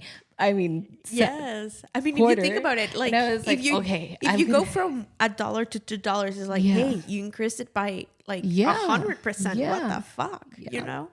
So, okay, I'm not shy when it comes to like negotiating because I learned how to do that very well because of insurance, my sales. lemonade, and so candy. I was like, the first painting I sold was for $3,000, and I was like, okay, I could do this. Yes, fuck yeah. I was like, I'm not going like, that's good. I could sell a couple pieces and be okay. Yeah, because I don't have an obsession with money. Yeah, you know, so I'm okay with like that. So then 3,000, then 5,000. I love that. No. It's inspiring. Yeah. You know and what I I mean? took off the pricing on my website because I was like, and I shouldn't have done that. It's not good. But I took it off. Sometimes I was like, oh my God. Our own, like war sales. Yeah, I was like, I don't want to like people judging. I don't want people knowing like how much like I'm making like that. You know what I'm saying? Like, yes, because I don't want anyone after me. But like, after you, in terms of the IRS, I'm just kidding. You don't want the IRS knowing how much you make. But no, so putting a price on it and just saying, okay, I'm gonna try it, and then going online, like on TikTok, and trying to be consistent with that. Like, you would be surprised, people will want to like purchase, especially once I got like the live thing. The live option to go live onto, and that's huge right now. So TikTok right now is like the next QBC because people are just going on there. What's and QBC? It's like, it was a I think it's still on, but it's the program on the TV, and people will just go and share their products. Oh yeah, I don't know if it's QBC. I mean, if you think about it, it's literally like when Avon. Have you seen, which show was this? Fuck, I'm trying to remember. Oh fuck. Well, it's this show about this woman that's a comedian. And she also goes to hosts some shows. And in those shows, she's like selling products. Like under show. Like for example, I don't know, infomercial. Infomercial. Yes. And it's like TikTok. Like Yeah, seriously, that's it's just like that. huge. It's just from like, instead of having for someone to hire you and to earn money from that show and like have like a whole production, now you can do it as easily from your phone. And globally too. And globally. Like everyone's on TikTok. Yeah.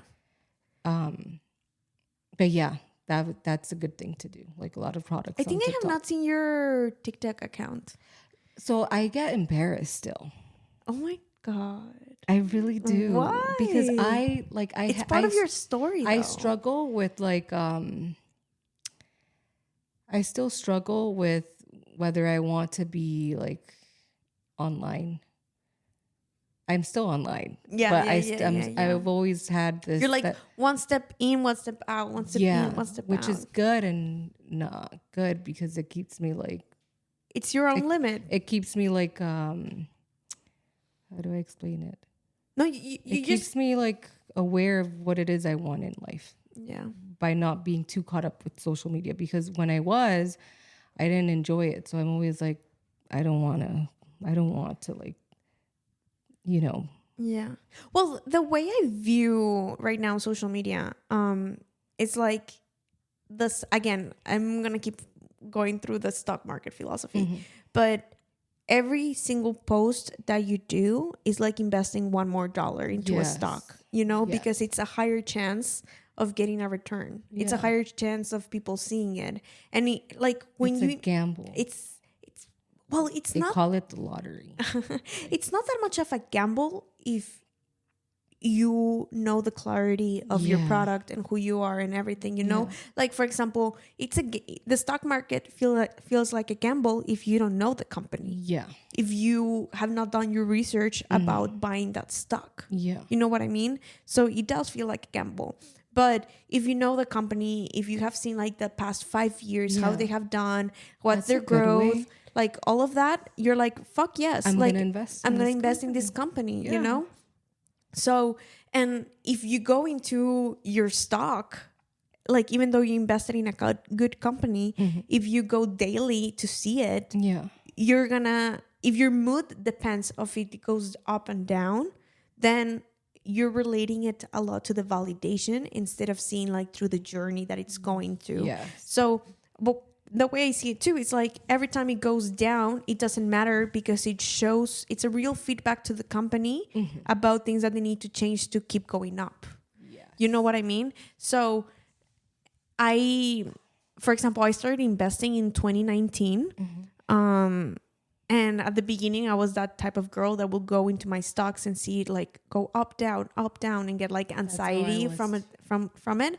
But then 5 years later, you like, look at it. I look at it and it's like, growing. Fuck yes. That's what I'm living from. Yes. Like right now, you know what I mean? So I think that's like posting. Like sometimes it's going to feel like up, sometimes it's going to feel down. But if you keep doing it consistently for like over time, imagine the difference of like someone finding you in your 20th post versus your 100th post. Like, fuck yes, a person that find you on a 100 post is going to see the whole story and the whole journey, you know? And they're going to be even more in love with you. Yes. So that's why for me, I think I have to change that mentality to don't do it for the likes, don't do it for the engagement, don't do it for like the shares and the algorithm. Do it for myself. It's a self-investment. Yes. You know what I mean? I love that. It's important to look at it that way. And it's so true because when I was posting on the Instagram, no one was really liking it. And I was just looking like a model. My family would be like, eres modelo. Tú sí, soy modelo. No, I'd be like, no. Like in my head, I'm like, I'm doing it for fun, like because I enjoy doing it, but I'm not a model. Like I'm not a model. But then I'm like, oh, we are our own models. I was like, oh wait, it looks like I'm a model. Like anywhere else, you know, oh, you're in LA and you're posting. Modeling now. Yeah, but I'm like, I'm not modeling. I'm just trying to survive. But it was fun. It was really fun. But nobody was liking it. And then brands started liking it. And I was like, okay, I don't care if anyone's liking it. I'm working with a brand now that I genuinely love and they're paying me to wear their clothes. Who cares about the likes? It's about what you bring to the table. If I'm being honest, when it comes to like your work ethic online. I don't want to say I don't have that many followers because honestly, every single follow is it's fucking earned. Yes. You know what I mean? Like, for example, right now I have 138 subscribers on my YouTube, which is a lot. Doubled in a month. So I'm very proud of that. I'm very proud of that. Like reaching the goals. I start seeing that like me right now, since entre comillas, I'm a small creator, but again, like that's a byproduct of what my purpose and like what I'm doing. Yes. Like creating content is just a way of growing my audience into my purpose. Yes. You know what I mean? So yes, there was I'm going to let you finish because I don't want to. Oh, no.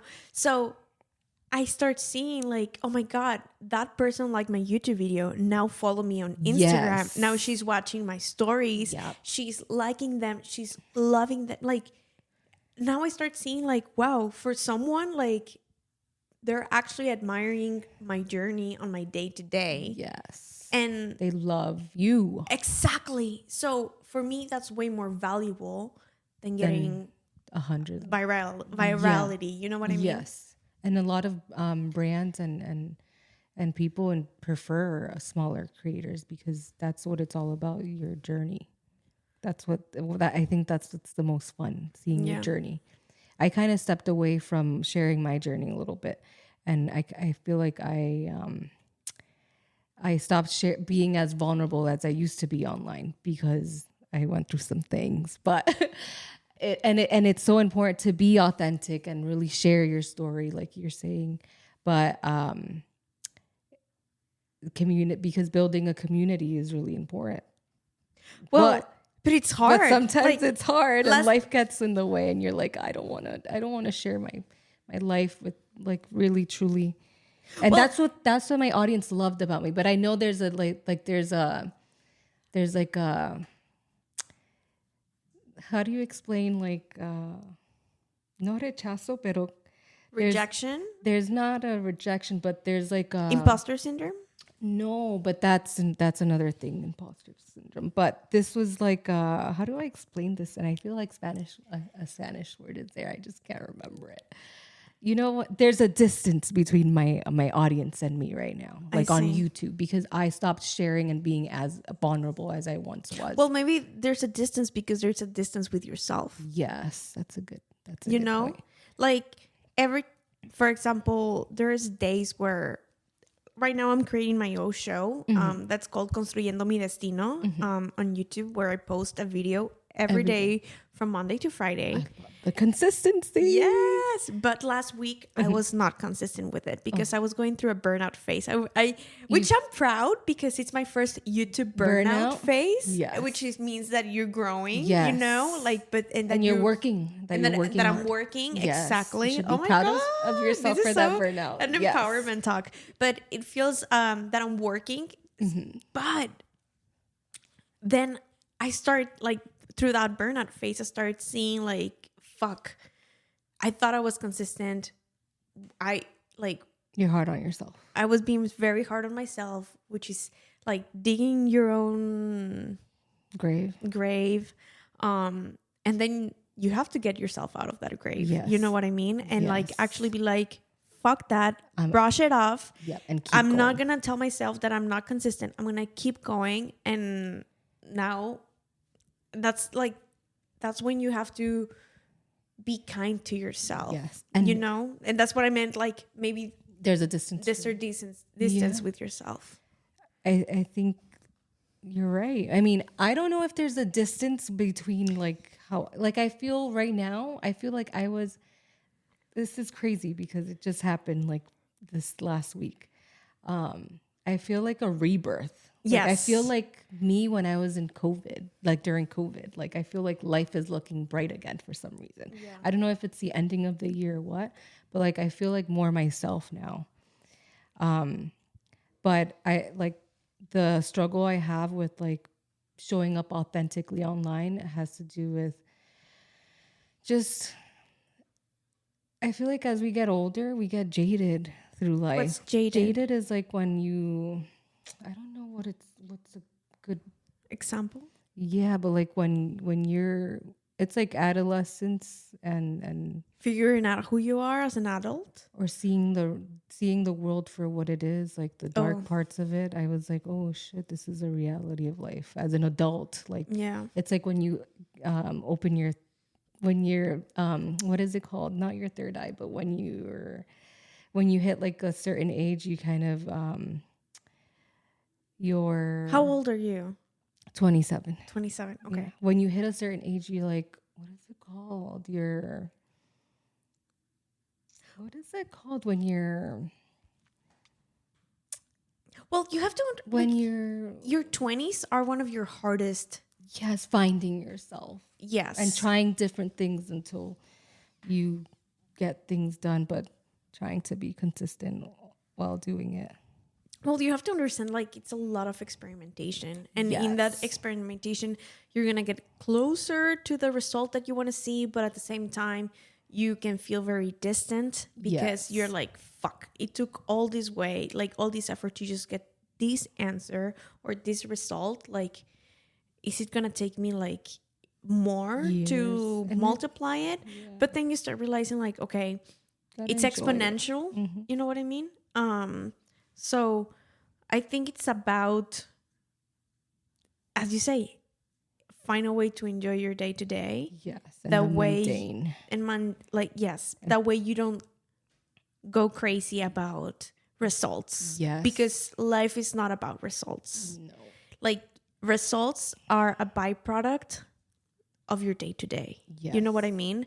And if you're not enjoying it, the least results you're gonna Yeah. get. You know what I Yeah. mean? And that's why I went to the burnout phase, because I was like, fuck yes, I'm gonna be consistent. I'm gonna like post every single day, and then jump into these walls where like there's crickets sometimes at the end of the day, you know, or like you want to start growing your income, and the more you're desperate about growing your income, the more you're desperate to see that results and controlling that result. Yes. And I feel like that's the least when I see it a lot, like when you want a boyfriend and you desperately want a boyfriend, and you go to don't get it. bars Yeah. and you're like, why is nobody talking to me? And then suddenly when you have a boyfriend and you go, Everyone wants to talk to everybody you. wants to talk to you, and you're like, what the fuck? They don't like I don't know. I don't know why, but no, but So it's I think it's that.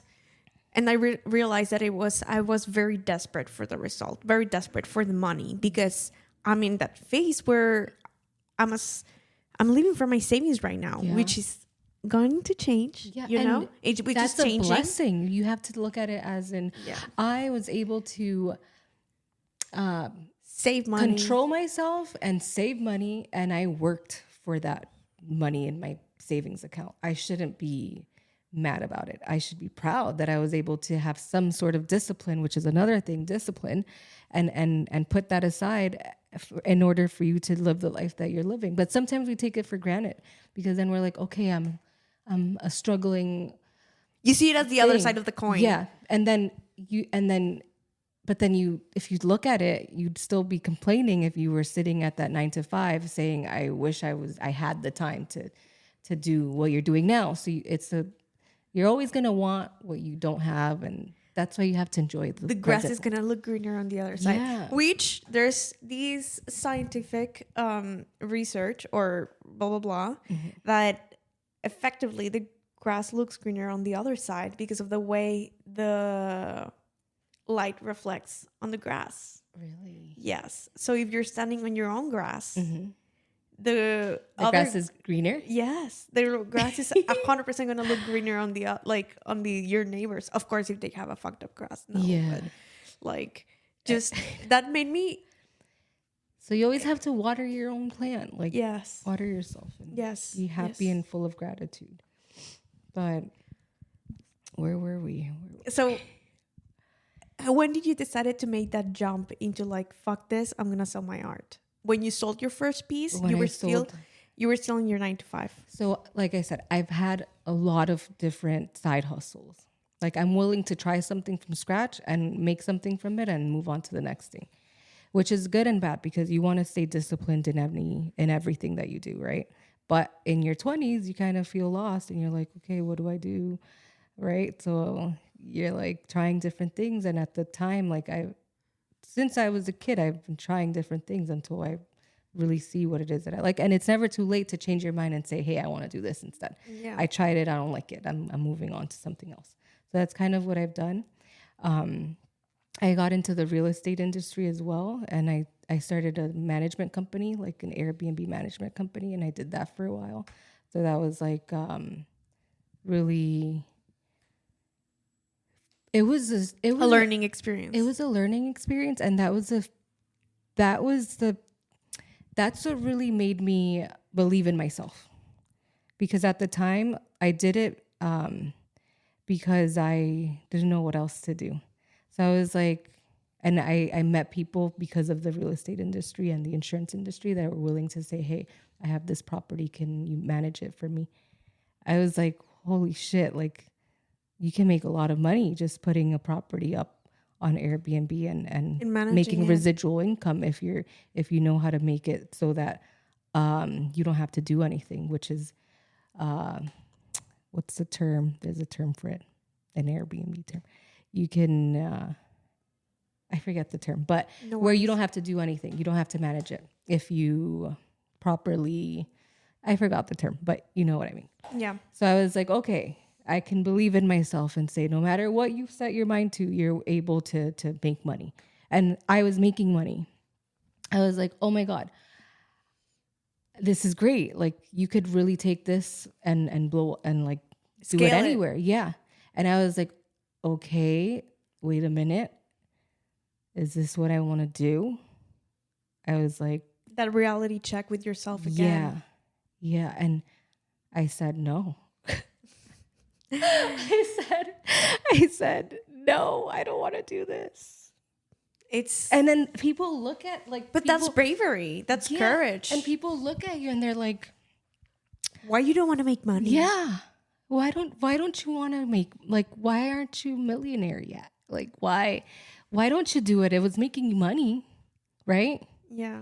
But you're like, it's not about that. And I know, like, it's a privilege to be able to say that. No. And you forget that when you're here and you're like, oh my God, what am I doing with my time? Like, I should get a normal job because it's safe. But when you see that whatever you set your mind to is possible, like, you're willing to take the risks and go after what you want. But yeah, I did that too. I love that. And I was like, okay, now I know. That's what money looks like. Like, you know, in higher quantity. I was like, but that's not what it's about. You know. And that's my thing. It's never been about the money.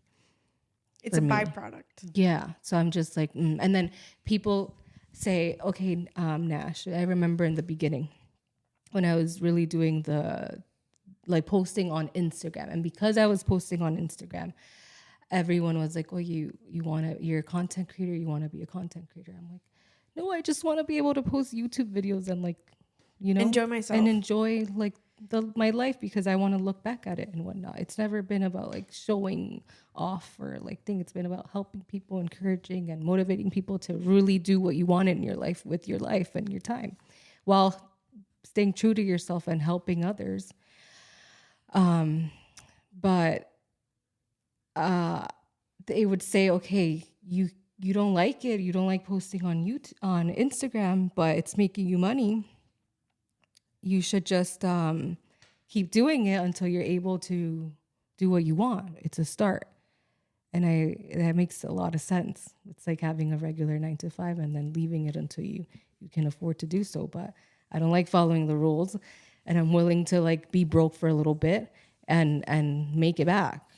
Yes. Which is like some people don't get that. And it's like, well, I think some people don't get that what you're living or what you are experiencing is a life of fulfillment. yeah. You know what I mean? Like of trying everything and being able to say, okay, I already tried this. I saw the results. Yes. I want to try something else, which I understand where people could be like, oh, but wait, like you finally found something. Like, for example, me, to my clients, I always say focus on one thing. You know what I mean? Like, that's true. So important. That works.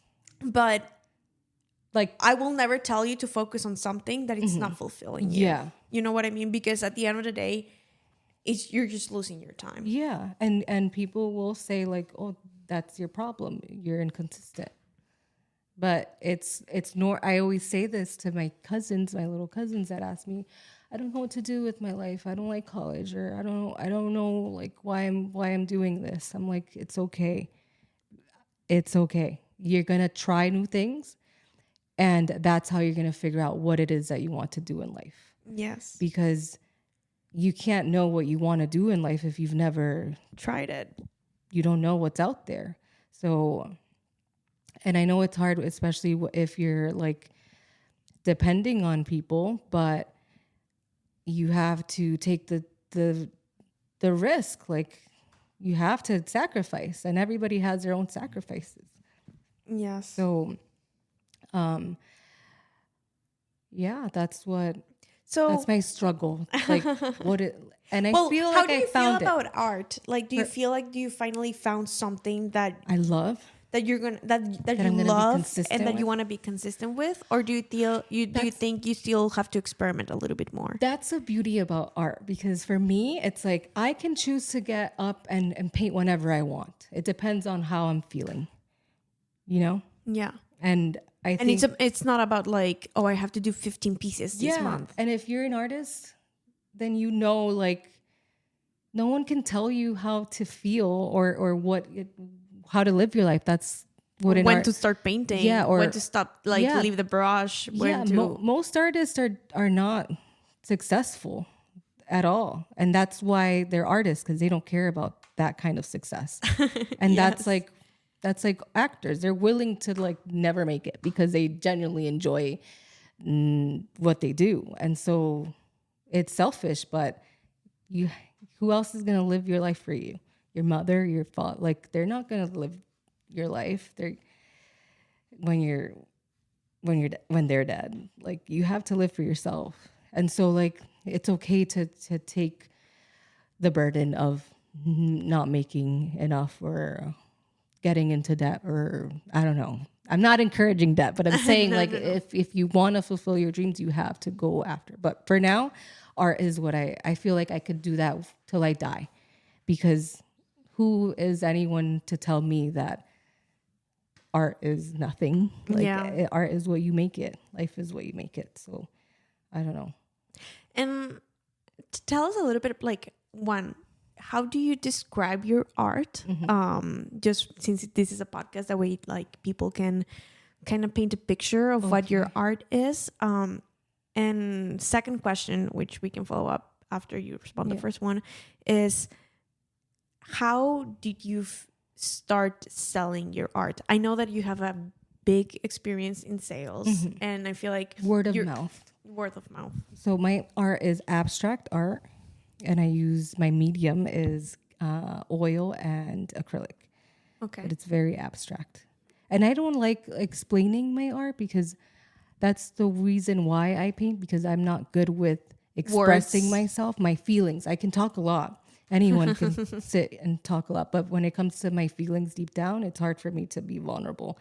And that's probably a reason why I'm not that vulnerable on YouTube anymore. But I express my feelings through my art, like how I'm feeling with the paintbrush. I love it. And how did I start selling it? Word of mouth. And word of mouth is so important, because we live in a very digital era. Like, everything's digital, and we forget to get off our phones and go out there and live. And so we forget how huge word of mouth is, because we're people out there. Like, we all want the same things. And like, who was it? My sister. So she how did she grow her clientele with her massage business? Like that was word of mouth in the beginning. Like she didn't focus on social media till now, maybe like 5 years or 8 years later. I don't know. Once you want to expand. Yeah. So I'm like, don't underestimate the power of your network and I feel like people like sometimes either they focus on one on another. I think they're symbiotic. I don't know if I said the right word, but they're symbiotic because whatever you learn in real life, that's where you're gonna show up like digitally. You know what I mean? And that's why for me it's like every week focus on growing network and having like that one-on-one or like meeting people. That way I can express my teachings or my like experiences or what I learned online. You know what I mean? Like I don't have to be thinking about what content to create. No, it's what can I share from my week or from like people that I met that I have learned with. Yes. And it's like the best thing to do is to always find a way to help others on social media because everyone wants to learn or right. That was one of the, I remember like when I was very consistent with the Instagram, that was one of the biggest things. How can you help others? What's going to make someone want to like continue reading your caption or not so you're not just there looking good or trying to sell a product. Like how are you helpful to others? My captions used to be long. My captions are long. I cannot. Some of my posts are like deleted, like archived, and commenter section because I really decided to like. I think it's normal. I think I've seen so many creators like after years like just be fuck this and hide their life. You know what I mean? Because it's so like it takes a lot of courage for people to get on there and and show who they are. I think I think so many people are focusing like on where do you edit? Where do you blah, blah, blah? It's like, dude, just fucking do it. Just fucking post it and learn as you go. Yeah. Like, what do you want to improve on your next video? What do you want to share more? What do you connect more? Like, you know what I mean? Yeah. Because I was that girl that was getting stuck on like the equipment and the editing and the lighting and the cool background. Yeah. And one day I was like, oh my God, fuck everything. Like, I'm just gonna do it, you know? And once I did the first one, I was like, okay. Yes. Nobody cared. The world like did not hate on me. You know what I mean? Like, nobody I don't even know what was going through my mind. Like that kept me from posting, you know? But yes, it's ups and downs. Yeah. So it's worth it. How has been your experience on this last year of like growing and going for your dreams? Like, have you had like any? I feel like when you start growing a passion, it starts as a passion, but then when you have to put expectations to it, you hit like a burnout phase or like, fuck, like I thought I was good and maybe I'm not good, or like, was that my last big masterpiece? Yeah. Like, am I going to be able to create something new? Like, have you gone through any of that? All of it. All of it. And like one of my biggest struggles was when I would sell 1 month and then not sell the other. Like that's sales for you. Yeah, yeah. And or not wanting to pay or not wanting to do anything. For real. There's days where I'm like, what if I just get a 9 to 5? Yeah. Like just saying I just need something to get by. Yeah. Like travel. But I think the best thing to do is to always have hobbies. Yes. So that or learning something new. Like this year, in the beginning of the year, I tried doing what is it called? I got a doula certified. A what? A doula certification. What is that? So when you are pregnant, right? And I did it because my sister, she was like, I cannot be a massage therapist for the rest of my life. My hands, I'm going to get arthritis. I have to think ahead. I was like, she can run the business, yeah, but she still wants to do something, right? Yeah. I was like, okay, that's not a bad idea. You know, learning how to bring a child into this world. Wow. I was like, if I don't know how I feel about kids, but if I do have kids, if I choose not to have kids, at least I know that motherly community well, because I did that doula certification, and it's a service that you can provide. So if anyone wants to get into business, like the best thing to do, as they say, is to do a service-based business, because everybody's always needing something. Like that's why one of the biggest like recommendations I got when I first moved here was like, oh, you should do a marketing agency, and then turn that into, and that's what I see a lot of people doing now. And then people want to learn more about your life, and you can be the content creator or whatever. But marketing is like the best way to go. So many people ask me like, but there's so many like opinions. I'm just like overwhelmed. I'm like, okay. So many people have told me like, oh, you could easily do our marketing agency. And it's like, that takes a lot of work. No, and for me, honestly, I don't enjoy that much. Yes, like some people like it. No, I don't enjoy that much creating content for others. I enjoy teaching you, guiding you, giving you strategy, understanding your gaps, understanding like where you're not talking directly to your dream client, where maybe your brand is not aligned to like what you want to achieve. You know, like all those little things. That's what I love, and it's me talking, not me behind the computer designing a flyer or posts and things like that. Like that's where I struggle with my like business the most, is creating my own posts. Yes, you know, me too. So that's for sure something that I will delegate as I grow, and my editing and all of those things. But what I love is like the vision, the idea, the brainstorming, the strategy, like seeing where maybe we went wrong, or maybe we were not clear enough, or how to we just improve that 1% week to week. You know what I mean? Yeah. So consulting, which is huge. Which that's what I love the most. Yeah, that's why we can talk so much. I know. But so one of my biggest struggles, just like you were saying, is the marketing when it comes to Malaire. So talk about that. Malaire is a brand that I just created. Why that name?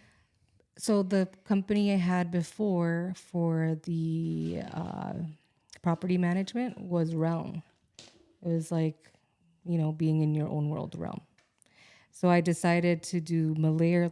It's Realm backwards. And it's like a fresh new beginning. Yeah. To like my purpose. Restart, like a 360 or 180 change. Yeah. So that's why I called it that. And then I hope for it to be like a huge brand one day, but it takes time and a lot of marketing money. And energy. Yes. So it's a brain long space, term. mind space. Yes. So right now I have candles. And I hope to have other products. You created your own, like, why did you want to get into the candle business? Again, I always light a candle when I paint. That's what gave me the idea. I love that. So I love lighting candles. Me too. When I'm painting, and I was like, okay, I'm going through a lot of these candles. Like, why not make my own? And then I was like, okay, my art, I love it because it's therapeutic. And it means a lot to me. How can I help others, you know, besides the customer who's purchasing my art piece? Besides that, how can I really help people? And I said, okay, I can help people by helping other artists. And the bigger the brand grows, the better for each artist that I get to work with. Because right now the candles have my art on them, on the candle vessels. Yeah. So I was like, okay, maybe in the future I can start working with other artists so I can help them. And the bigger the brand grows, the better for each artist that I get to work with. But that's like long term. Right now, I can't afford to do that. But it would help an artist with, you know, getting paid and showing more of their art to the world. A little piece that they can have at their home. Yeah. For those people, for those people also cannot afford like the big piece. Yeah. So I was like, so I had to sit back and say, is this like they call it like merch, right? Like if you're a YouTuber, I was like, is this merch? I'm like, no. I can make it so, because I didn't want to just sell it on my art website. I was like, no, I can help others or just make the candle brand. So, and be consistent with that. Another product I can sell online and see where it goes. Yes. So that was my mindset there with that. So, but the marketing is like, oh my God, I can like, when we had our first conversation, we talked, or second conversation when we met, we were like, it's so hard because when you start hiring people, you really have to tell them what to do. Yeah. Because people will take advantage and just do shitty work, and you're paying money for someone to do shitty work. It shouldn't work that way. But unfortunately, like, you risk a lot when you start a business. Like, so right now, are you solopreneur with the candle business, or do you have like investors, or do you have a team, or like what's your stage right now? Solo. Yeah. That's honestly, I feel like that's the best way of starting sometimes, because then you're just burning money while you find your clarity. Yeah. You know what I mean? Because you think that hiring someone is gonna, sometimes at the beginning, when you're not clear on the direction of the brand, or like the messaging or the purpose or whatever, like it's like when a brand starts, it's like a teenager finding its personality. You know what I mean? So like, I don't know, you're in your punk phase maybe, and you hire someone and they think like, oh yeah, like we're gonna make this, and then they make something very punkish, and you're like, what the fuck? I am not punkish. Like, why did you did this? And it's like, oh, because this, and this, and it's like, oh fuck, I didn't know that I was giving a punkish vibe. You know what I mean? Yeah. So I feel like at the beginning, it's the more you do it, the more you find clarity, and there's a lot of respect on that solopreneur. But the biggest hustle, I think, or the biggest challenge is that solopreneur, you're the bottleneck. Yeah. You know what I mean? You're the bottleneck of your own dreams. And you have to like wear so many hats. But that's where, I feel like that's where consulting, or that's where like getting support or community or like delegating, or... Which I love to do. I love to delegate. I love to say, here, you can do this. But then you do it, and then if you don't hire the right person, then or if you don't lose money. No, if you don't give clear clarity. Which is like something I'm working on. Yeah. Just being direct. Because you don't expect for someone to You don't expect shitty work because you don't do shitty work. When you show people what you want, you don't expect them to really do it an hour before it's delivered, and then they show up and you're like... people do. This looks like a school project. Yeah. Like you think you're giving clear directions, and that's a conversation we were having when we met. You think you're telling people what to do the right way, but it's not enough. You have to really be stern. And you think you're being stern by saying, okay, this is what I want. But people will still like try to like get away with the least. It sucks. Yes. And I have friends that are like more in the service industry, business, and they hire people. Like their companies grow and they hire people, and they have to deal with that, like having to let go of people that don't want to do the work or show up on time, and that's a whole different headache. Yeah. And it's service, so it's even worse. That's why it's very important, the interview process. I feel like really understanding. But at the same time, what a lot of entrepreneurs I see that they do is that they start jumping from agency to agency, but they don't tell them what to do. No. But they don't ask themselves, okay, what am I doing that brings this result? Yeah. You know what I mean? Like, there's no self-awareness. Yes. That much self-awareness. So I feel like it's very important that if you're a solopreneur, the results that you get, you're also part of them. Yes. Even though it was delegated. Yes. Because at the end of the day, that ownership and that self-awareness is what's going to make you grow. Yes. You know? Yeah. And do a better job on finding the next agency that you want to do, and doing a better job of giving more clarity, and doing a better job of giving a purpose and a goal. You know what I mean? Yes. Because they're not gonna It's not do their job, like your job for you. Yeah. You know, they're not gonna find the purpose for you. Yeah. They're not gonna find the goal for you. Yeah. They're just receiving money in exchange of what you ask for. Yes, and that's huge. You have to know what you're asking for, and not be afraid to ask. A closed mouth don't get fed. Exactly. I had to check myself this year and say I'm really not doing a good job at telling people what to do. Yeah. Like I need to figure out how to word things better, or just be more stern. I already think I'm pretty straightforward. Do you have a brand kit? I do, but it's not the best brand kit. Well, like it's not how I would like it. It's about improving it week to week. Yeah. You know what I mean? Like, I'm always working on my brand kit. My brand kit, it's always in like a work in progress. You know what I mean? Yeah. Because each day you find more clarity. Yeah. And I think a good advice will be to always have that brand kit like tab open. Yes. And every time you get an idea, add it, edit it, delete. Pinterest boards help a lot. I love Pinterest boards. Like, and whenever you find inspiration, add it to the brand kit as well. Yeah. Why, like, maybe put some notes there. Why do you want to add it? And you realize how much your brand kit can grow in just 3 months. Wow. You know what I mean? Try that. Yeah. I think, well, that's something that has helped me a ton. A I ton. have to try. And it's still a work in progress. And the marketing. Marketing online, It it's is. It's insane. But that's I can why see why people are really getting into that category online, like just becoming marketing agencies. Like I've seen a lot of content creators turn into marketing agencies. Yeah. Because they genuinely enjoy that. creating Content for others, which is what we but don't. It's very different creating content for others versus creating a winning strategy that's going to make the brand grow. Yes. Two different subjects. Yes. Totally two different subjects. There's agencies that really look at analytics and know what they're doing.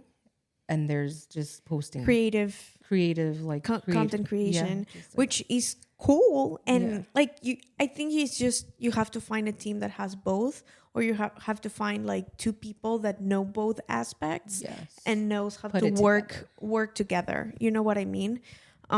Because at the end of the day, you can, your content, it's so creative, it's so cool, it's engaging, it's growing, but how are you transition that engagement and that community into sales? Like, aesthetics don't sell the majority of the time. You know what I mean? Like, you actually sex sells, but aesthetics. No, sex sells likes and engagement and virality. Yeah, but where are they but if you don't put a call to action at the end of the day to your OnlyFans page. Exactly. Like, I was gonna say, you know what that call to action is? Yes, like an eggplant emoji.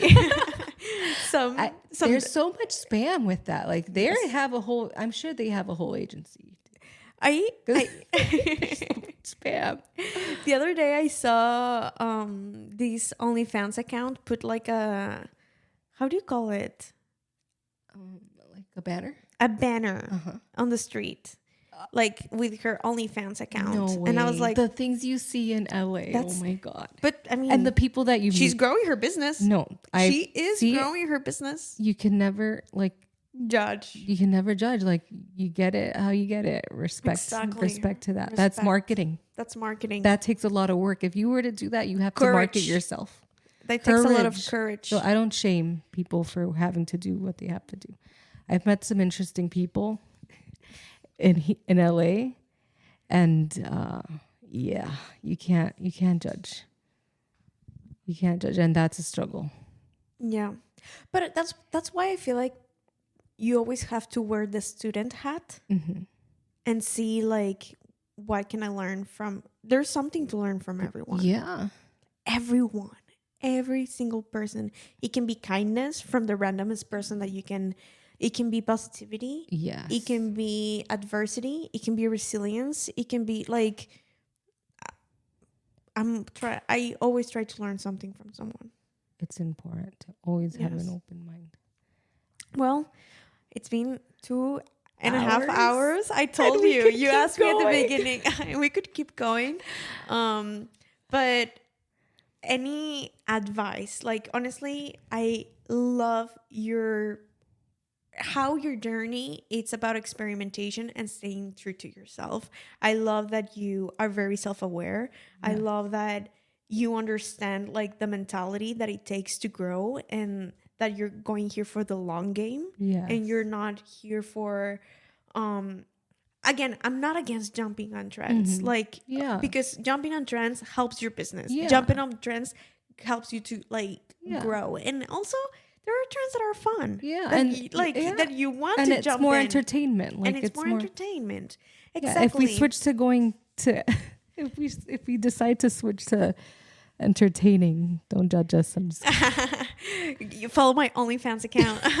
no, that's not what I meant. No, just joking. I meant like doing clickbait. Like imagine we start no.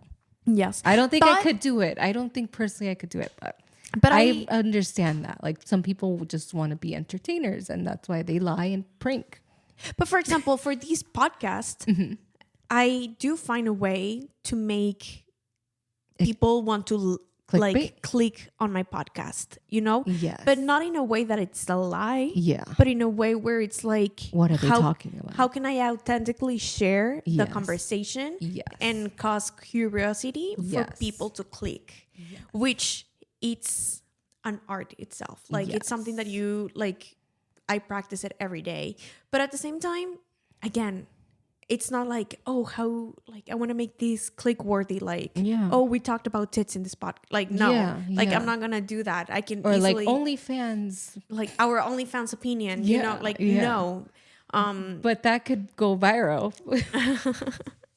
Exactly. But We're not here. Like, it's just about seeing how you can call it. It's like when you go on first dates. You know what I mean? Of course you put the perfume. Of course you get your wax. Of course, like you like put your makeup on, you know, but that's not your day to day. Sometimes you just have to hook with that first impression, and that's kind of how I see like the titles or it's like a first impression. Yes, but without We have to make it a good first impression. but without losing yourself. Yes, selling yourself. So I love your journey. I love everything that you had to say today.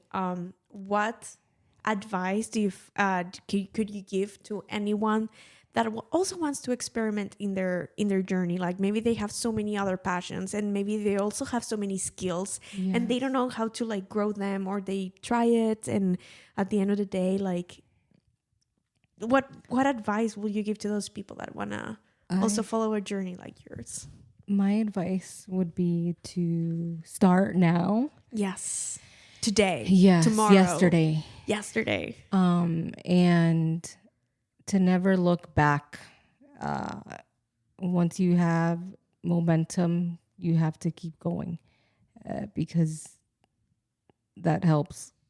Yes. That helps you keep going. But the minute you get that momentum, like really take advantage of it and don't stop. And if you take breaks, it's okay. It just means you need a break, but you can always go back and continue going. And what else? No, I think that's beautiful advice. Yes. Continue going, especially because sometimes when we get that momentum, we don't take advantage of it. Yes. You know what I mean? And as you said, it is very important to take advantage of the momentum to show up. A lot can change if you can just stay focused for like 6 months. You can really change your life around. Wow. And put your head down and really make whatever it is you have in your mind become a reality, because everyone is able to create their own reality.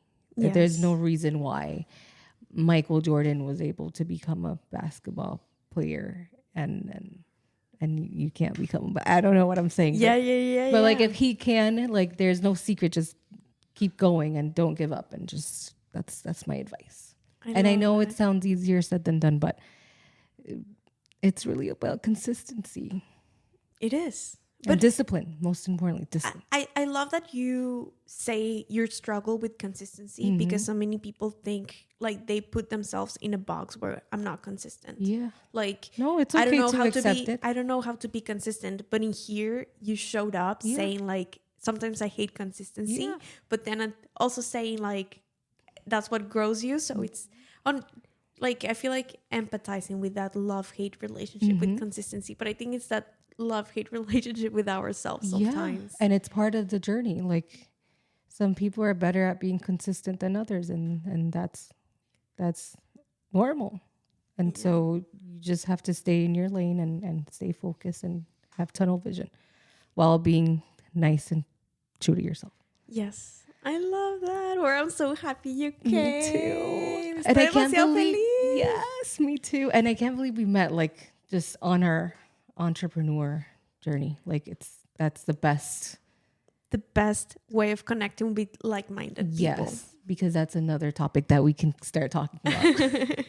Like-minded people are so important on your journey. Yes, to keep going. Yeah. And surrounding yourself around people that want similar things and dreams as you, because they inspire you. Like, yes, you're an inspiration, and the people that have helped you become where you are. But I feel like that's today. why you grow in community. Yeah. Like, yes, you're a solopreneur, but at the end of the day, like, without the experiences and the networking and like the conversations that you've had throughout your solopreneurship, you wouldn't be growing if you don't have those conversations. Exactly. So, yeah. This is important. This conversation today was necessary. Well, it's recorded and it's going to get published. Even though you say you were shy. Now I was so shy in the beginning of this. It's normal. That's why I make so many people tell me like, hey, your podcast is too long. And I'm like, well, I feel like by hour 1, that's when people start like showing their true colors and their true story. Yes. And that's why I love, like, I don't want to cut it just because I want to make it shorter for you. You know what I mean? Like, because sometimes the most valuable tips go in an hour and 40 minutes or 2 hours. So that's right. And if you're driving, like 2 hours, which is normal for a lot of people. Yes. Especially in sales, and especially here in California. Like, this is the kind of conversation I would love to hear. Like, you shared so many good valuable points. Yeah, you too. Well, thank you so much, Nash, to coming. Yes. I am so happy to have you. I promise so many people are going to feel so inspired by this story, because there's a lot that struggle with their purpose, with what they want to do in life, with like, are they making the right decisions, or is it okay to risk, not to risk? And I think you have showed the value of staying true to yourself. So, and that it pays off, regardless if it doesn't feel like it at the moment. Yes. Or if it doesn't look like it in the bank account. At the first Airbnb trailer. Yes. I wish I recorded that and I didn't. Well, that's why you have to be authentic. Now, that's why you have to record your journey. Yes. Yeah. Well, thank you so much. Let me save this. 2 hours. Comunidad de Derrumbando el Muro, muchísimas gracias por escucharme a mí y a mis invitados, y espero encuentren inspiración en cada uno de nuestros episodios. Y la verdad es que sin ustedes no podemos crecer. Entonces, échame la mano, compárteme con tus amigos, con tus familiares, y déjame unas estrellitas en tu plataforma favorita. Tu apoyo es invaluable para mí. Muchísimas gracias. Los amo.